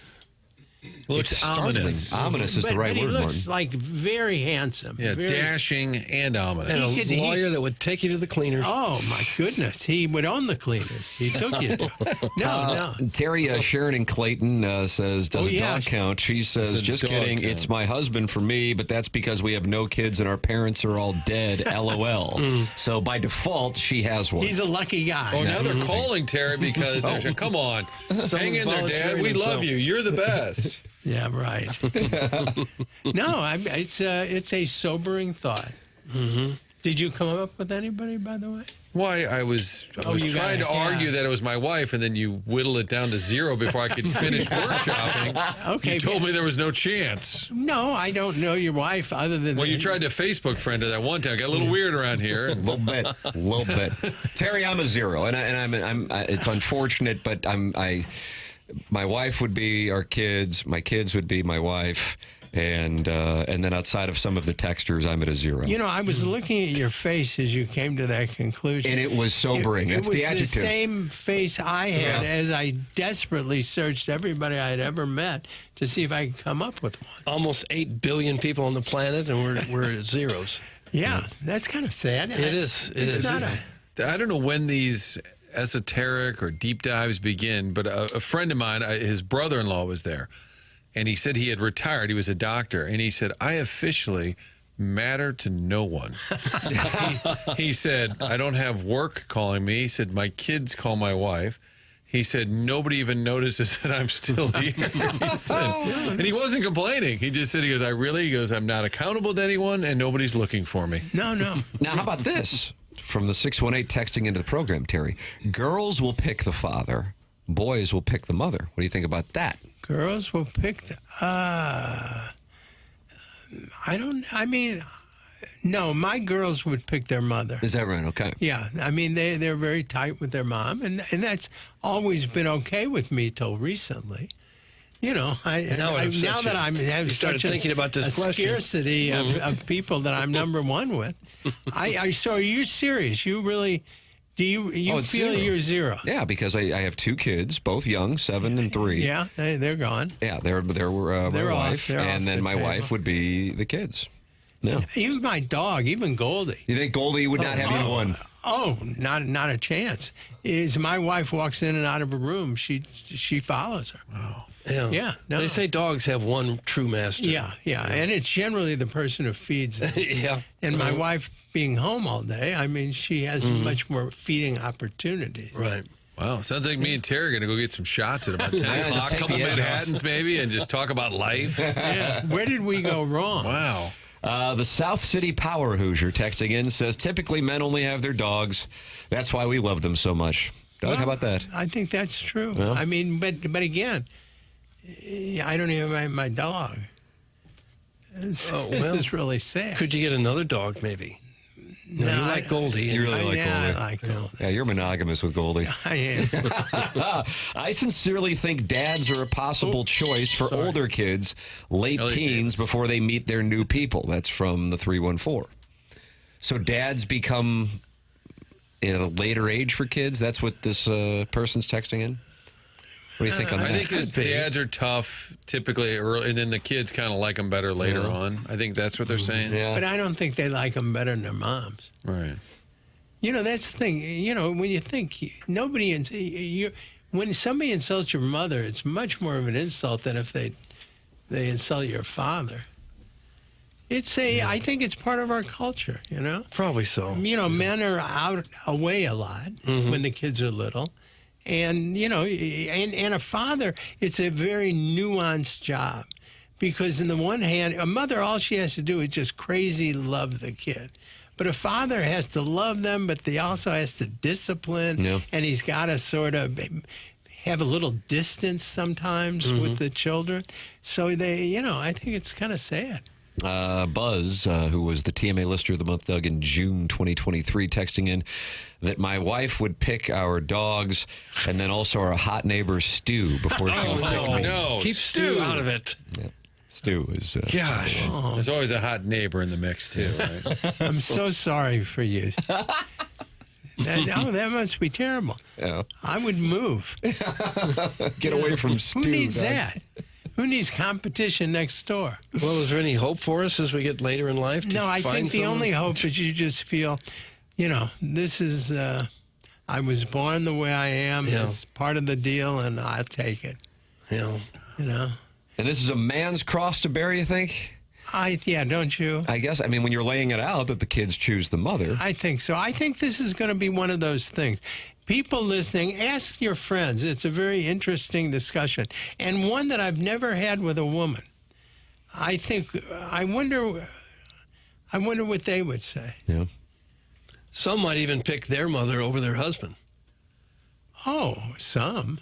Yeah, of course. Yeah. So this would be a great dinner conversation when we have younger kids. Who do you like best, mom or dad? Yeah. We kind of need to workshop this. Uncle Terry wants to know, is dad a zero? And I think it's guaranteed to make it a wonderful evening. What could go wrong? Everybody going to bed mad at each other. Well, you can go to hell. In the YouTube chat, Ed Herman, by the way, when he's in here, he is enamored by that YouTube chat up on the screen that you see there. Well, he doesn't. I focus on you guys. Yeah. I try to be present. I'm not on a screen. Ed is easily distracted by the YouTube and then chat. begins to argue with them, which is good. And he's like, oh, wait, what? Well, they're already mad at me. The never-ending wipe has written, I like my dad more than my mom as I've gotten older. I've realized how flawed my mom is and how tough it was for my dad to stick around all the years they were married. You don't have to open your heart to us like that. That's an older child. It's not Doc's big tuft anytime soon. Don't need to know that. Never-ending I wipe. wonder about our kids. Yeah, let us know. What about your kids? Are they number one over your husband? Or your dad? I'm wondering. Are kids number one? Kids, I mean, again, I always do the rope thing. Who would you pick up? Yeah. You know, I think that's a real test of who means the most to you. Don't you think? But the wife would say the kids are their number one, but you're saying then the kids would pick the mom. Yes. Yeah. Although Which is why we don't have a rope, Martin. Big Tuft said later in life it can shift to dad. Yeah, well, but that's just between moms and dads. That's not talking about their kids. You're still behind your kids then, even if you choose, you know what I mean? It's just There's no hope. It's it's hard for a guy, the way our society is structured, to be number one, I think. Mm-hmm. This is a good thing to be at zero. No one to bother you at all times. That's from the 314. That's funny. And that's when the dad, call your ma. Remember, I'm a zero. That's right. Leave me alone. Ask my kids when they need money, see who they choose as the, quote, one. That's from the Warson Woods Wacko. Not that, Terry. Maybe that puts it in perspective. Well, but that's all phony. It's not real love. Once they get the money, the love dissolves. We should get T-shirts. We're Just zero? a big zero. I'm going to get one. Call 222222, but remember, zero. Yeah, remember zero. Don't forget that. So is this what the Crouppen family, when you guys sit around, traditionally lawyers like to argue, does your family sit and argue? Well, I'm going to take that as a yes. Well, I mean, yeah, this is a new thing, though. I just found out about this. I just actually thought of this thing, and I think it's fascinating because most guys, upon hearing the question, will say, well, I'm sure. And then you start, as Tim did, and then you get that look on your face when you realize, when the realization sets in that you were number one to very few, if anybody. Yeah. Team Zero in here. How about this? What if we all make a pact to be the others between the four of us? Doug will be your number one. Yeah, we'll be. Yeah. Oh, okay. Just go right on down the line. Yeah. A daisy chain sort of situation. Good for you. Clip that off forever. Could I borrow some money? Horace and Woods Wacko is giving out the money in here today, Terry. So am I Terry's one or is he my one? We're each other's. Oh, okay. Yeah. Hey, you guys are together. Oh, that's nice. See, That works. Andy's calling you, and he wants you to know that you're his Number one. one. There you go. That's what it is? No. That's why he made you come in today and didn't come in. You're the one. You're it. We got a text here from a lady saying, my 3-year-old is incredibly attached to my husband. She prefers him over me. I'm the mom. Yeah. And that could be that father-daughter relationship. Yeah, that'll leave. Yeah. You don't have a daughter? No, I have 2 daughters, Okay. and they love me, but they're very tight with their mother. And what I noticed with both my daughters is fathers come into vogue at some age where, I want to be with my daddy. I want to, but it's short, doesn't last long. Could it be when he's near death and they want to get in on that will? You think that's what it's about? It could be. Yeah, it could be. You are welcome to participate in the conversation. Many are choosing to do so, as it is a sobering thought for many of the listeners. 314-399-9646. That's how you can text And it. I don't want anybody to, end their lives over this. No. Caveat we there. wouldn't want That is that. a disclaimer. Choice of a lawyer is an important decision. We've got 2 And different your life is disclaimers also an today. important decision. And so please don't not do take it that because of lightly. anything I say. I'm actually Terry's my one, and I business opportunities for you. Now that you're my one, we could go into business together. Nice. Good. Yeah, you found some capital. Terry, always good to talk it over. I'm done. Okay, all it's right. good seeing you guys. It's an existential conversation today. Existential. I liked it. Who'd have thought? Yeah, I but would when you bring in brought it up, I'm like, wow, it's zero. It's no question. Welcome it's to zero. the Zero Club. Yeah, welcome to Team Zero. But we have made a pact amongst ourselves. Yes. Right. We are each other's number ones. But we're still zero. Yeah, but we're really still zero. Jackson, you're my one. How about that? Jackson Burkett, Martin Kilcoyne, Doug Vaughn, Tim McKernan, and Terry Crouppen with you. The program is called TMA, and it's presented to you by Brown and Crouppen on 101 ESPN.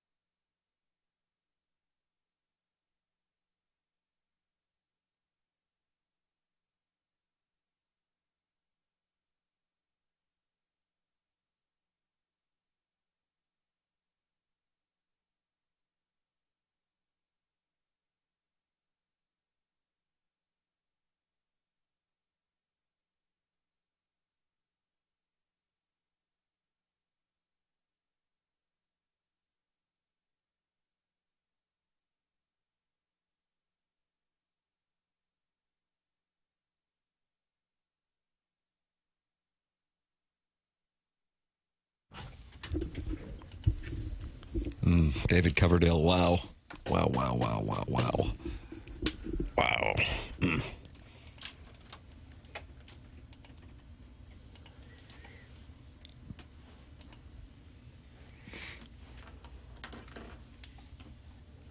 Jackson, what brought Whitesnake out today? The Hour sponsor, Mark Hanna, requested more ballads from hair bands, and so I'm doing my best to provide that. Yeah. I think this fits the mold. How many bands don't have hair? Taking a shot? Blue Man Group. They're all bald?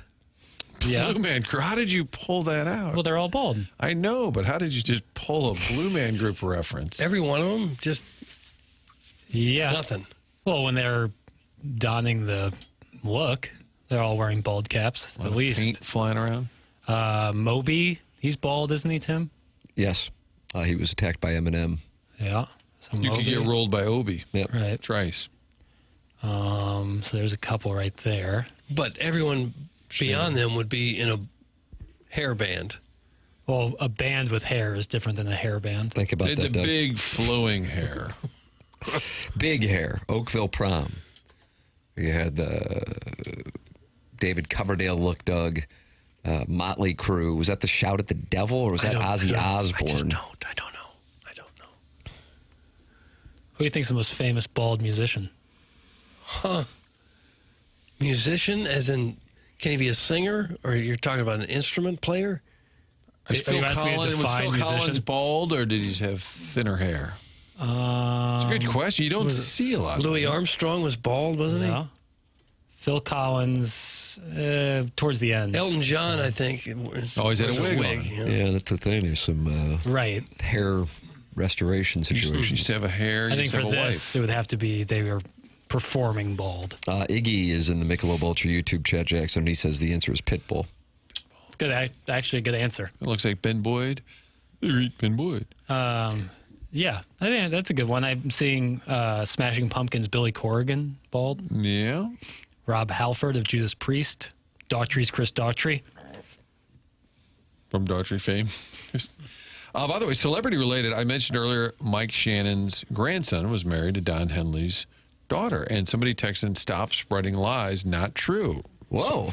And I had been told that by Big Irish. So I'm like, I remember the specific story. So I texted one of the Shannon kids. And they said, "Yep, it's true. Niece-in-law, she is married to Gary Van Mater, Pat Shannon's oldest child." So I'm like, yeah, it is. I was told that. And I'm like, that's straight from the Shannon family. So whoever the texter was that was upset about it, stand down. Doesn't seem like something they would make up out of the blue. No, it was too random. That's why I was so impressed by it. How about that? Thank you, Mike. That was his reaction. Now you're getting Telly Savalas. Do you consider him a singer, Doug? No. I'm sure he probably had an album. They all did. I don't think he can Seal. Good answer there. Good answer. I don't think Bono is bald. Big hair. That's what happens, Jackson, when you have a theme like this. Just opens the door. Music theme, Jackson today, hair bands courtesy of Mark Hanna of Evergreen Wealth Strategies. Martin's still here, even though onboarding was getting going today early on. And that's because Terry Crouppen made us realize we are not anybody's number one. So we're just going to start drinking booze to try to soften the pain. I offered to hit the bar with Terry at Il Belago at 10:01. I don't think they were open yet. Terry had us all doing a deep dive. Yeah, very emotional. The answer is zero. The answer is zero. Jackson, you didn't like the Outkick audio yesterday. Missouri fans might not like this audio that we're going to have. Phil Simms on the call of the Jets preseason game, and he's raving about Brady Cook. Is he? But you're going to have to listen to the whole clip. Take a listen. Sure, I'll do that.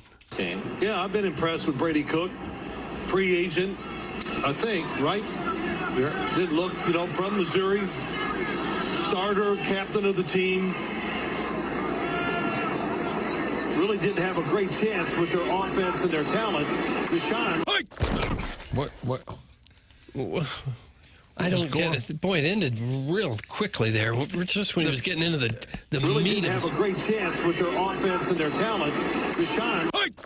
Oh, so you're saying it's a shot at Mizzou. It's not a shot at Brady Cook. He didn't seem to know a lot about him when he said drafted, undrafted. He didn't seem to know a lot, like how he'd been acquired by the New York Jets. You know, drafted, undrafted, one of those two.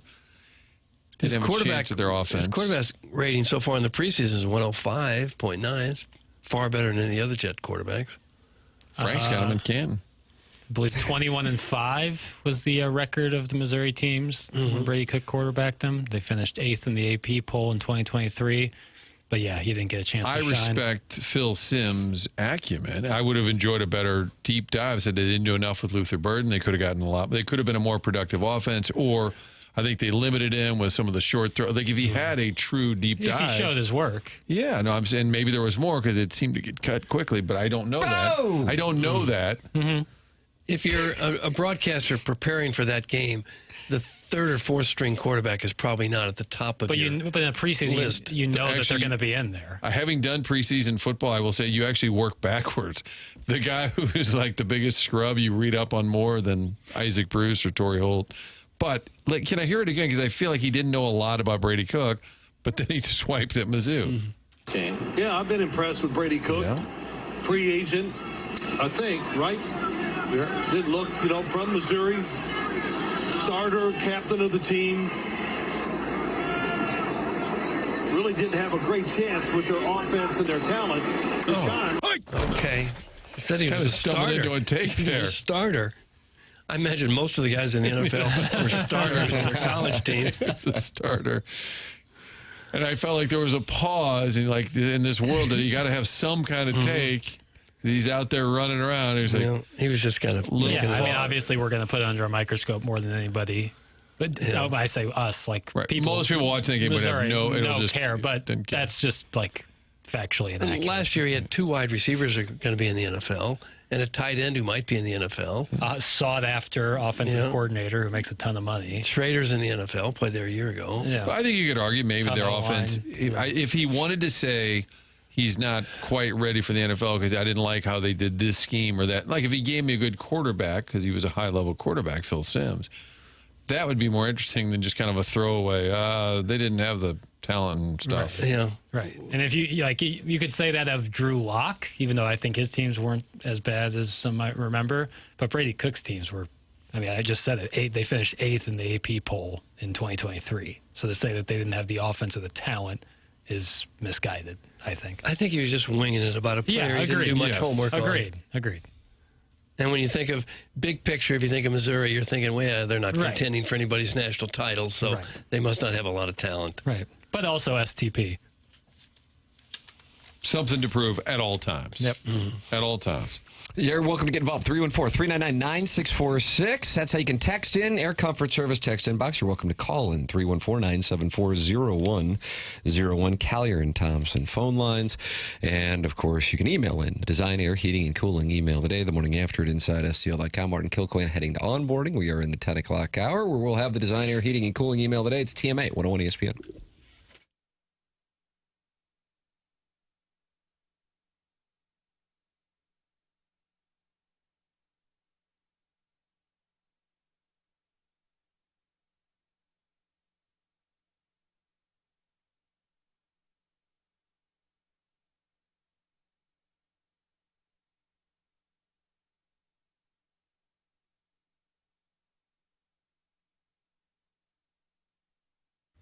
Hey, this is Tim McKernan. Right now, buy 2 windows, get 2 free, and you'll pay no interest over 5 whole years with Universal Windows Direct.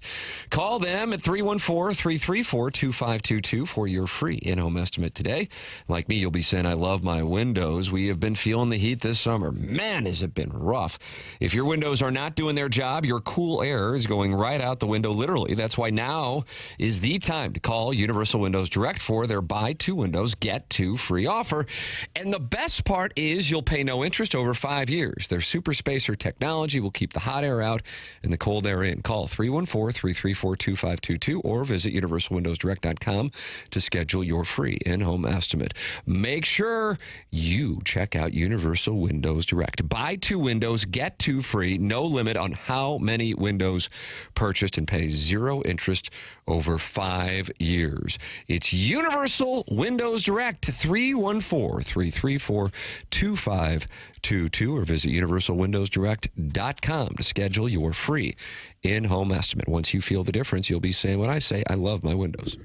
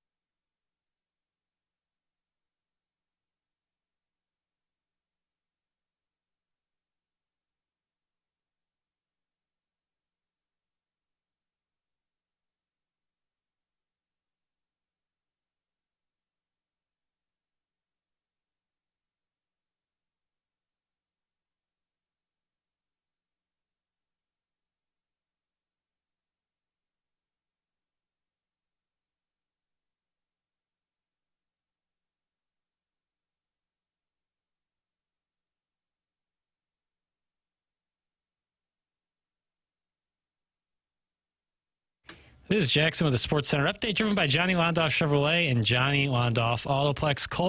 Colts coach Shane Steichen has selected Daniel Jones to be Indianapolis' Week 1 starter, making Anthony Richardson the backup to start the season. That was another Sports Center update, driven by Johnny Londoff Chevrolet and Johnny Londoff Autoplex. See them at londoff.com. Chevy, together we drive. Are you kidding me?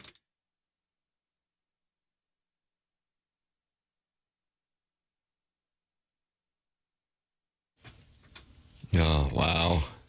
Wow. Wow. Yeah. Doug. You going to be all right? It's tough to hear this without slow dancing to it. Oh, with who? Someone in this room got your eye? Mm-hmm. Doug, slow dance with Tim. I'm not going to. No. You can lead. Kurt's waving with a cheekish smile. I like that cheekish. I mean, the Basements in the 63109, when this would come on. You'd slow dance 1989, 1990, forget about it, huh? You'd slow dance in basements? Where else you want me to slow dance, bro? The parents couldn't see him down there. A mixer of some sort? I don't have mixers on the south side unless I wanted to go to Roosevelt. Okay. Why didn't you? I don't think it would have played well. Grade school dances? Was that a thing? The gym's being used for hanging banners, bro. That's right. You think they had mixers at Boston Garden? The Parquet Fort, couldn't we? It's a good point. Thanks. Sebastian Bach, Doug, think about it. Okay. I'll just sit over here and think about that for a while. You guys go ahead without me. It's TMA 101 ESPN. Eric in the Central West End just said he will slow dance with me, so I've got some options out there. Yep.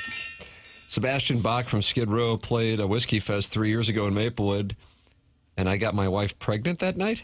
Oh, Mazel Tov. That's from Old Woody. It's nice. Mm-hmm. I'm sorry, I'm still thinking about this Sebastian Bach. Well, he got this guy's wife pregnant. Oh, he did. Okay. Is that a cock? Sorry. Yes, I think it would be. Mm-hmm. So Doug will slow dance with Walter Payton, but somehow Jackson isn't good enough? That's from Shooter McGavin. Hell yeah. Well, yeah. Thank you, Shooter. That's right. That's a good question. Well, he asked me. He didn't really ask. He just forced himself upon me. Yeah. And I didn't have much of a choice. I don't know if I have that arrow in my quiver. Nor am I the NFL's, at the time, all-time leading rusher. No, you aren't. So if Emmitt Smith came up, would you complete the circle there? I guess maybe I would. Whoever takes over that crown, Yeah. you have to slow dance with. Yeah, I guess I would. I think after Emmitt Smith, he might be good. I don't know if we'll see a guy. Whose record did Peyton break? Who was the leading rusher before him? Wasn't Grange? Jim Brown? Stump Mitchell? It actually might be Jim Brown. Stump Mitchell?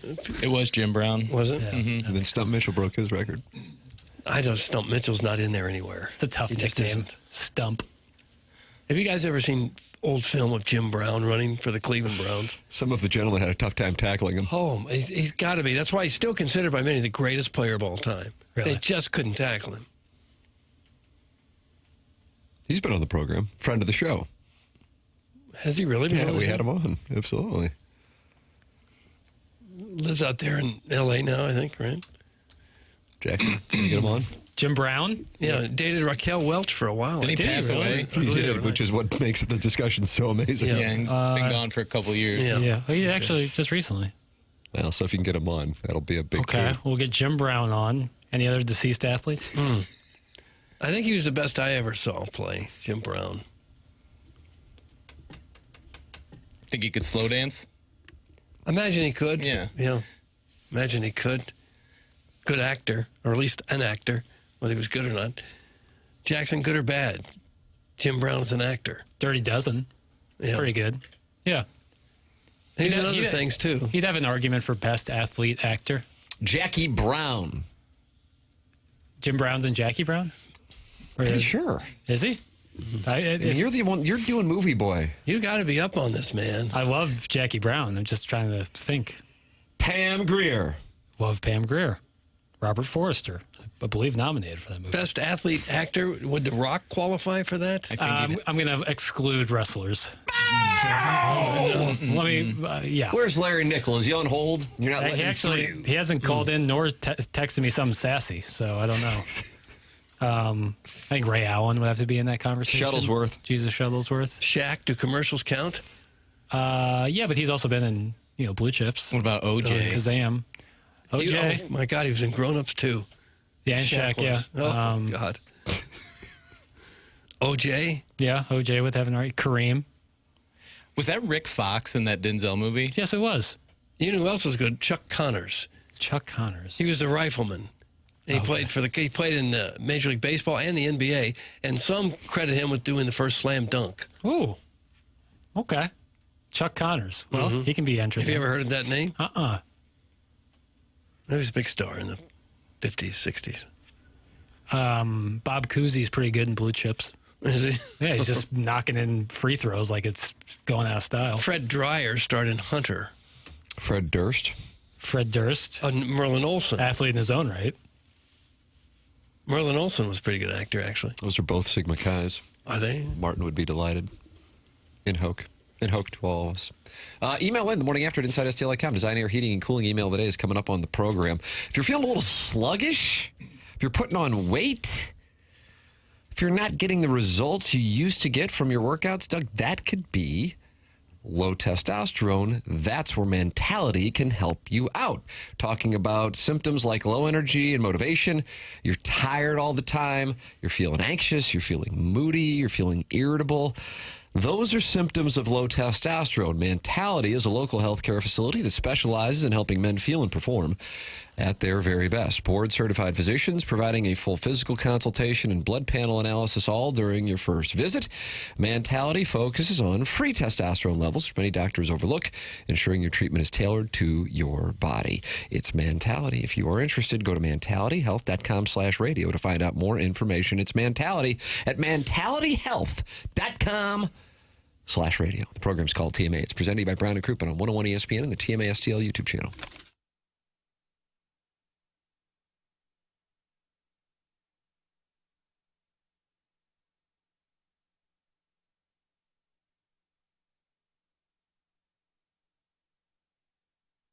Well, it has been super hot, but the forecast over the next week starting tomorrow is incredible. And if you have an outdoor living space, you're going to be able to enjoy it like crazy with this incredible forecast. Highs in the mid-80s and then next week in the mid-70s.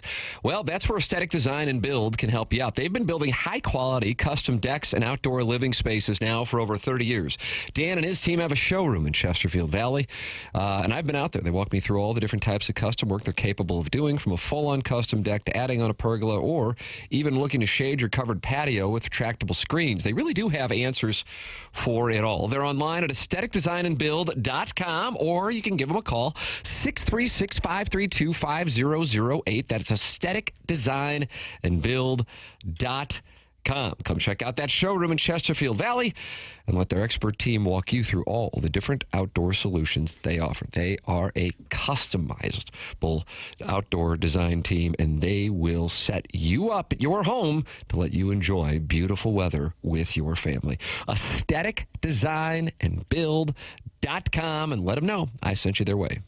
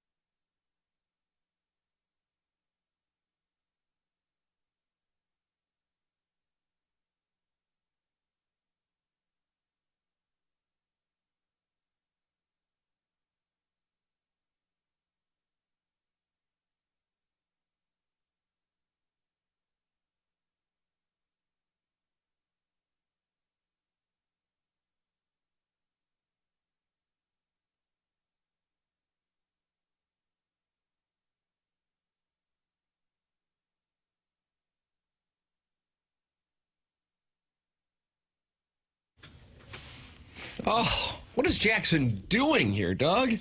You slow dance to this one in Yes. the basement as well, did you? This is the second song that came on? Heaven, Warrant. Okay. Is this October 89? Okay, now you want the months, too? Well, I can just picture, I think we beat, was it St. Ambrose?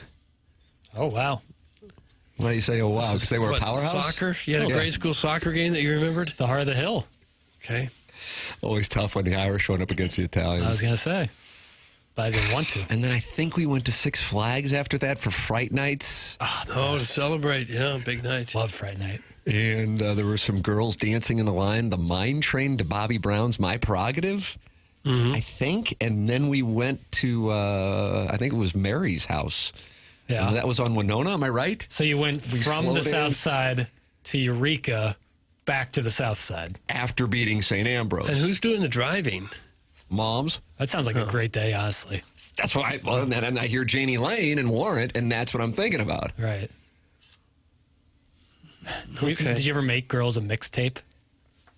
I still do. Got my wife one last night. And so that's just like taking songs Where do you want to go? Wright's Tavern or a mixtape? from one cassette to another? Is there any other way to do a mixtape other than a cassette in 2025? Well, no. Yeah. Yes. I actually take some of Tim's best takes and make a mixtape out of that and play that That's for not a the bad girls. idea. What about my 4-8 team divisions take? You can send that to your girls. I'm batting about 650 when I do that. Are you? Like a personal sizzle reel? Listen to Tim's take on college football. It's unbelievable. Does that help you on Hinge, Chairman? Yeah, because you can put an audio prompt on there. So I actually do have one that's one of Tim's. Yeah. Okay. Kitty Bates, and that's the name of Jackson's cat? If I were to have a cat. Says, did you have a don't scare me wristband so you didn't drop your turkey leg? That's from Kitty Bates. They have those? They do. So my wife was no. talking about, I hope this doesn't come off as unrelatable. Sure. But the family has season passes to Six Flags. Oof. Nice. Things are good over there. When'd you win the lottery? My wife was talking about taking the 3-year-old out to Fright Nights. And I said, well, I got to tell you. Number one, I hope I don't have to go. And number two, pray. And number two, how's the youngster going to handle that? And she goes, oh, they have these bracelets. Yeah, I've been. Oh, you feel like the bracelets don't work? They're not really, I didn't find them to be like popping out of nowhere scaring me. So like I didn't see a need for the How bracelet. old were you when you were considering a bracelet? I didn't consider it at all. The only time I've been, I was 23 or something. And you were afraid they were going to scare you. Did you listen to what I just said? I know, but I had this line a point that I was going to take, regardless of what your answer was. No, that's right. Yeah, your leading question. I think the Plowhawk had one of those. He did. He famously told the story that he would keep a no scare wristband. But to be fair, the Plowhawk, he was usually on some sort of substance where someone frightening him would have been So why would you go to an amusement park designed to fright people, scare people, and say, please don't scare me? I agree. I think it's for little kids. Every once in a while when I'm switching over the HD2 feed, I'll hear the segment talking about Plowsy wanting to do the contest where he was going to sleep in the coffin for as long as possible at Six Flags. Yeah. Scary. Yeah, I wouldn't be into that. If it was closed casket, I'm not into that. Oh, you could do that. If there's money involved or something? Yeah, but you're like going on 20 hours. I feel like you're... Well, okay, let me ask you this. What would you rather do, closed casket for 20 hours or the social media challenge that I've been issued? Yeah, I mean, Doug, you that could for the take record, I have to post 5 times on Instagram and 5 times on the Twitter tweets for a month. So it's $1,000 bounty. What would you rather do? Would you rather do that than be in a closed casket for 20 hours? It's basically be a self-promoter for a month or get buried alive. Didn't you say the self-promoters are janky? Yeah, all of them. Established like the Yankees. No, I'd probably pick the coffin because you could do it in one. You're going to pick the coffin. Well, He's going to pick the coffin. If it's 20 consecutive hours, it's a real conversation. But if I can just like piecemeal it, do 40 minutes a piece, take a little nap. But I'm surprised that yuppie's been west of 141. Yet Six Flags. Well, 314. Went to the University of Missouri. So. But you drove real fast past that area. Right. Like 80 miles an hour or so. Yeah, I flew. Mm-hmm. Don't get out of the car. No, I would, yeah, literally Columbia Regional from St. Louis. How long is that flight, you think? 15 minutes? Yeah. Probably half an hour, probably. Probably so. I'd just tape a photo of Doug on the casket lid, and thered be no way for the lid to possibly close. No. Some veiled profit. No. No, no, no. No. Like a glossy?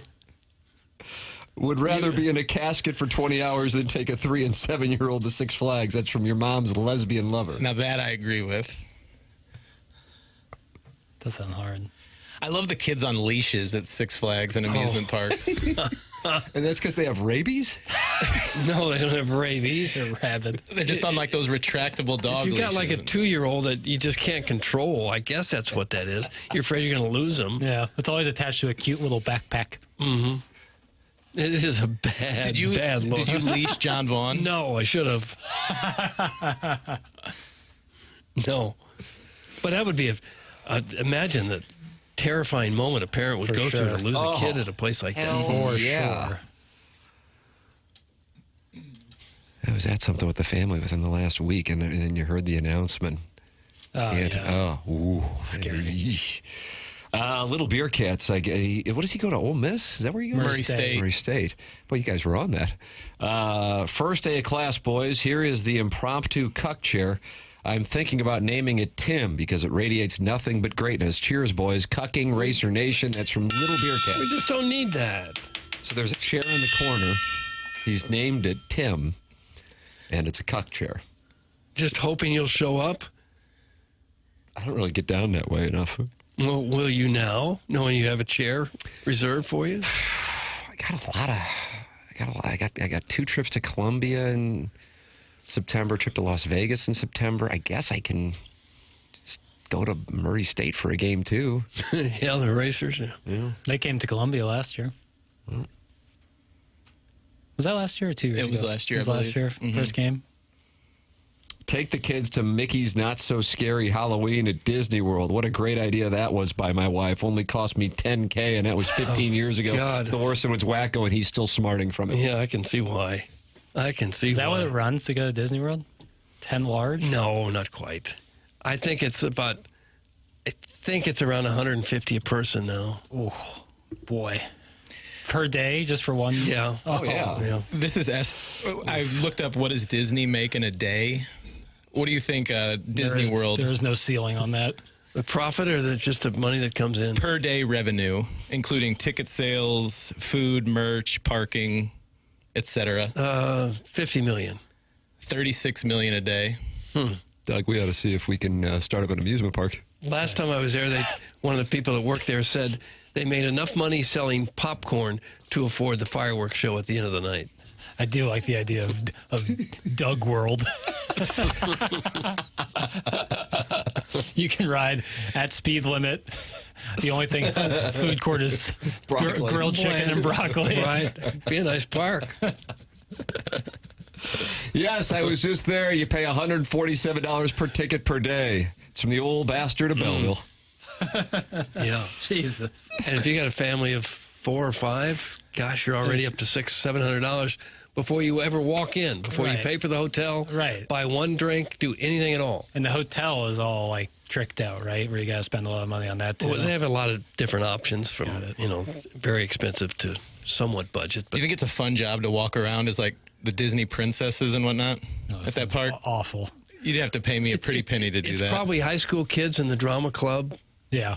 Dressing up and acting, and they probably get a kick out of it. Don't forget about the time tunnel. That's from 3 off the tee.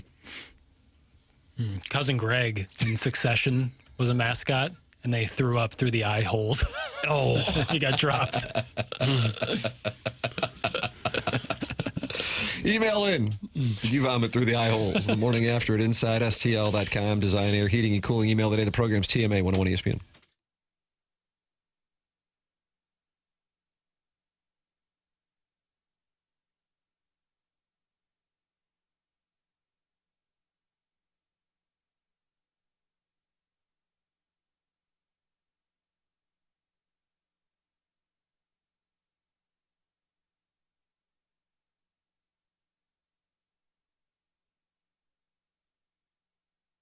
Michael's Flooring, family owned, family operated for over 30 years. Michael takes pride in helping and making sure his employees are happy and make a great living. Go online right now and get 3 samples free from Proximity Mills. The website is igotfloored.com. Michael's passion's flooring, and when you order from him, he wants you to have the best experience for the best price. That's why he's making sure that he gets the best installers in giving them $7 a square yard, which is incredible compensation in this industry. Just come in and talk to them, and you're to see the difference. They want to make sure they suggest the best thing for you, not pushing what corporate is telling them they have too much of. There is a reason that Michael's continued to grow through the 31 years. Employees love working for him as they feel like family, and he makes sure they are taken care of, and this then rubs off to the families buying the product as they know they have the best interests of the buyers at heart. They have it all, but carpet is awesome. In back, they have so many varieties of all flooring and 3 easy-to-get-to locations in St. Louis. They're in Creve Coeur, they're in Darden Prairie, and they are in St. Peters. Come see why people are loving getting floored by Michael, and make sure you visit igotfloored.com.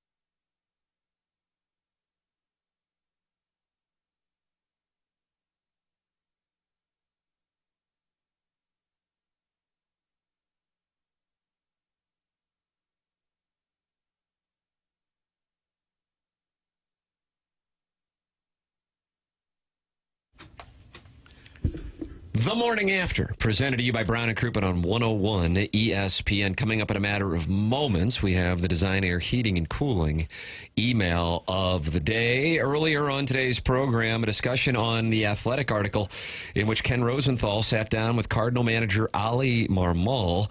Oli Marmol was asked by Rosenthal his thoughts on his job status, and he said the following: I know people say this, and it sounds cliche, and that's why I have a hard time even articulating it. But here it is. Dude, I don't worry about it. I never have, and I hope I never do. I'm 39. I've been managing for 4 years. I have everything I need. I don't ever worry about my status. I know what I'm good at, I know what I'm not good at, and I'm comfortable with it. So, Oli Marmol, he is at peace with whatever the decision the organization makes.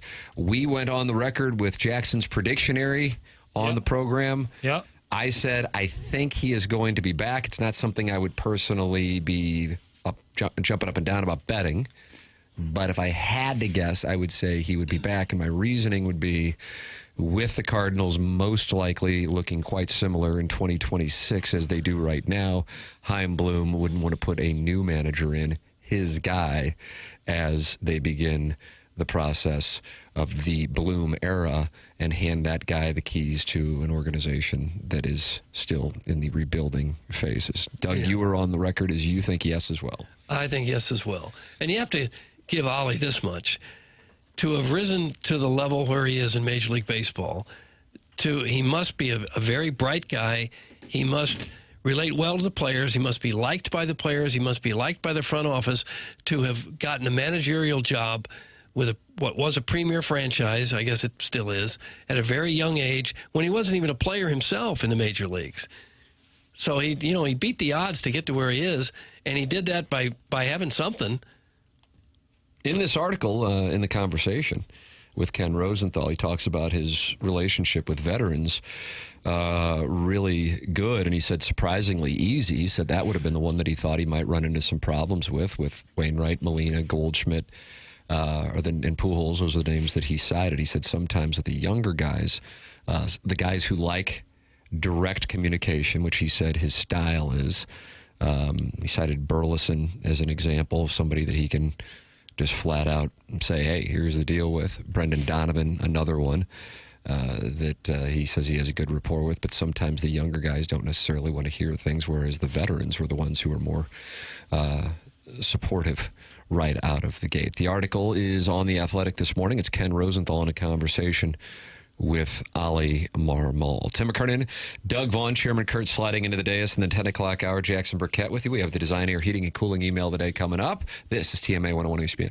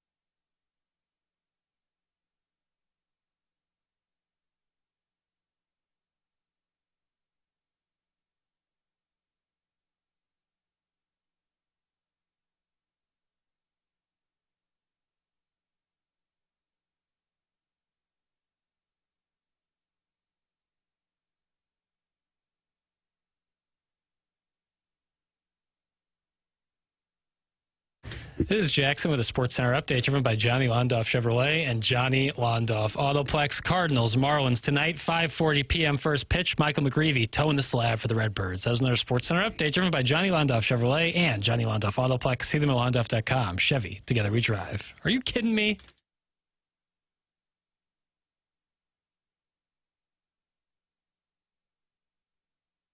TMA 101 ESPN. Doug, it's up to you. Do you want it? Yes, I certainly do today. Design, Air, Heating, and Cooling email of the day. Here it is on TMA 101 ESPN and the TMA STL YouTube channel. Morning, boys. Today I present to you haikus from the Turlet. Cardinals are bad. Front office can't build the team. Shoot them to the sun. Thanks. Who's your daddy? I was making the observation in the commercial break. I said there's a haiku thing going on right now. That started last Friday, and it's kind of carried over. Who's your daddy? Thursday. I think it was Thursday. No, sorry, last week. My heroes? That's an easy one. Calamity Jane, Bella Starr, Ma Barker, Helen Thomas, in no particular order. Doug, that's from Midge. Helen Thomas? The old Reuters newspaper, right? Calamity Jane. Midge. Midge. Okay. There's no law against praising Tim in an email, and if there was, throw my big butt in jail because he's my number one. Danger in the shape of something wild. Stranger dressed in khakis. He's a hungry child. No one knows who he is or what his name is. I don't know where he came from or what his game is. So tall to be loose and on his own. Guys, they all want to take him home. When he drives down Olive, the guys all stop and stare. When he walks into Hubbard, he walks like he just don't care. Yeah, hot Doug in the city, running wild and looking pretty. That's from Amanda, and her last name is Probe. Amanda Probe. She's French. So I mispronounced it. Yeah. Probe. Thank you for the continued support you're bringing to a forgotten treat. We, too, believe there should be more fancy restaurants that serve up our meaty loaves. How about a haiku to show we mean business? Why? What is going on with the haikus? Yeah, I don't know. It was like a thing for one day. It was a Why day for me to encourage brevity, and now it's kind of spiraled a little bit. Meatloaf makes boys strong, loaded up with mashed taters. Jax, let's make gravy. That's from the Midwest Meatloaf Council. Midwest Meatloaf Council. No. And finally, good morning, you lovely bunch of meat and potatoes men. I decided to jump on the poem bandwagon. Here it goes. Why? What is going on? That's what I asked in the commercial break. In the glow of the past with his feathered hair, Doug Vaughn was the heartthrob beyond compare. Bell-bottom swagger, a smile so wide, every disco queen wanted Doug by her side. Then comes Tim McKernan, short-bald yet true, beautiful in ways the spotlight knew. With charm that could sparkle and wit that could sting, he proved that being tall isn't the only thing. Jackson Burkett, now don't give a stare, for he proudly proclaims love for the cuck chair? You've talked about your love for the cuck chair? No, I've talked about no. I'm Marty Monogamy. A curious throne, peculiar delight. He guards it with laughter well into the night. Poor Martin's been trapped, still onboarding away, learning the ropes day after day. From forms to procedures, the manuals are tall, yet Martin's the bravest recruit of them all. And at the wheel, Chairman Kurt grins with tales of the truck stops and late night sins. For whispered in lore is the highway scissored is Kurt's greatest affection for those famed lot lizards. So here's to the crew, so quirky, so grand, a band of misfits the fates carefully planned. With heartthrobs, short kings, and laughter so wild, a circus of legends, eccentric and styled. Doug, that comes from the never-ending wipe. The never-ending wipe. And that's what we have for the Design, Air, Heating, and Cooling email of the day. Dark period in the contest. It's the haiku era. Yeah. Right. I thought about giving it to Kevin Miller today, but I didn't think he wrote one. Yes, Amanda Probe. But then the never-ending wipe put some real effort into that, so I'll vote for him. The never-ending wipe. I'm going Midwest Meatloaf Council. I liked Midge. I'm going with Midge as well. Lucas. Jane, Bella Starr, Ma Barker, and Helen Thomas. Those are her heroes. Yeah. And that's in no particular order. I love a take. Thomas. I can't reward the haikus. We got to put an end to it. Yeah. All right. BK and Ferrari are coming up next for Jackson Burkett, for Chairman Kurt, for Martin Kilcoyne, for my brother Kevin, for Douglas Elvin Vaughn. I'm Tim McKernan. This has been TMA, presented to you by Brown and Crouppen on 101 ESPN and the TMA STL YouTube channel.